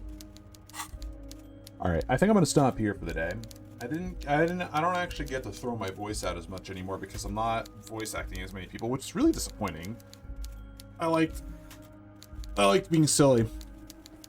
I'm gonna have to consider all the different personalities and try to like just attach voices to them, even if it doesn't entirely make sense, but just to do it, because yeah, I'm just reading in my normal voice right now. But let's see, I'm sure we can raid somebody. Okay.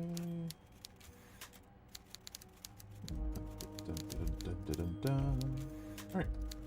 We have Biggest Live. He is playing Yakuza 0, which is a really fucking good game, by the way. I would highly recommend.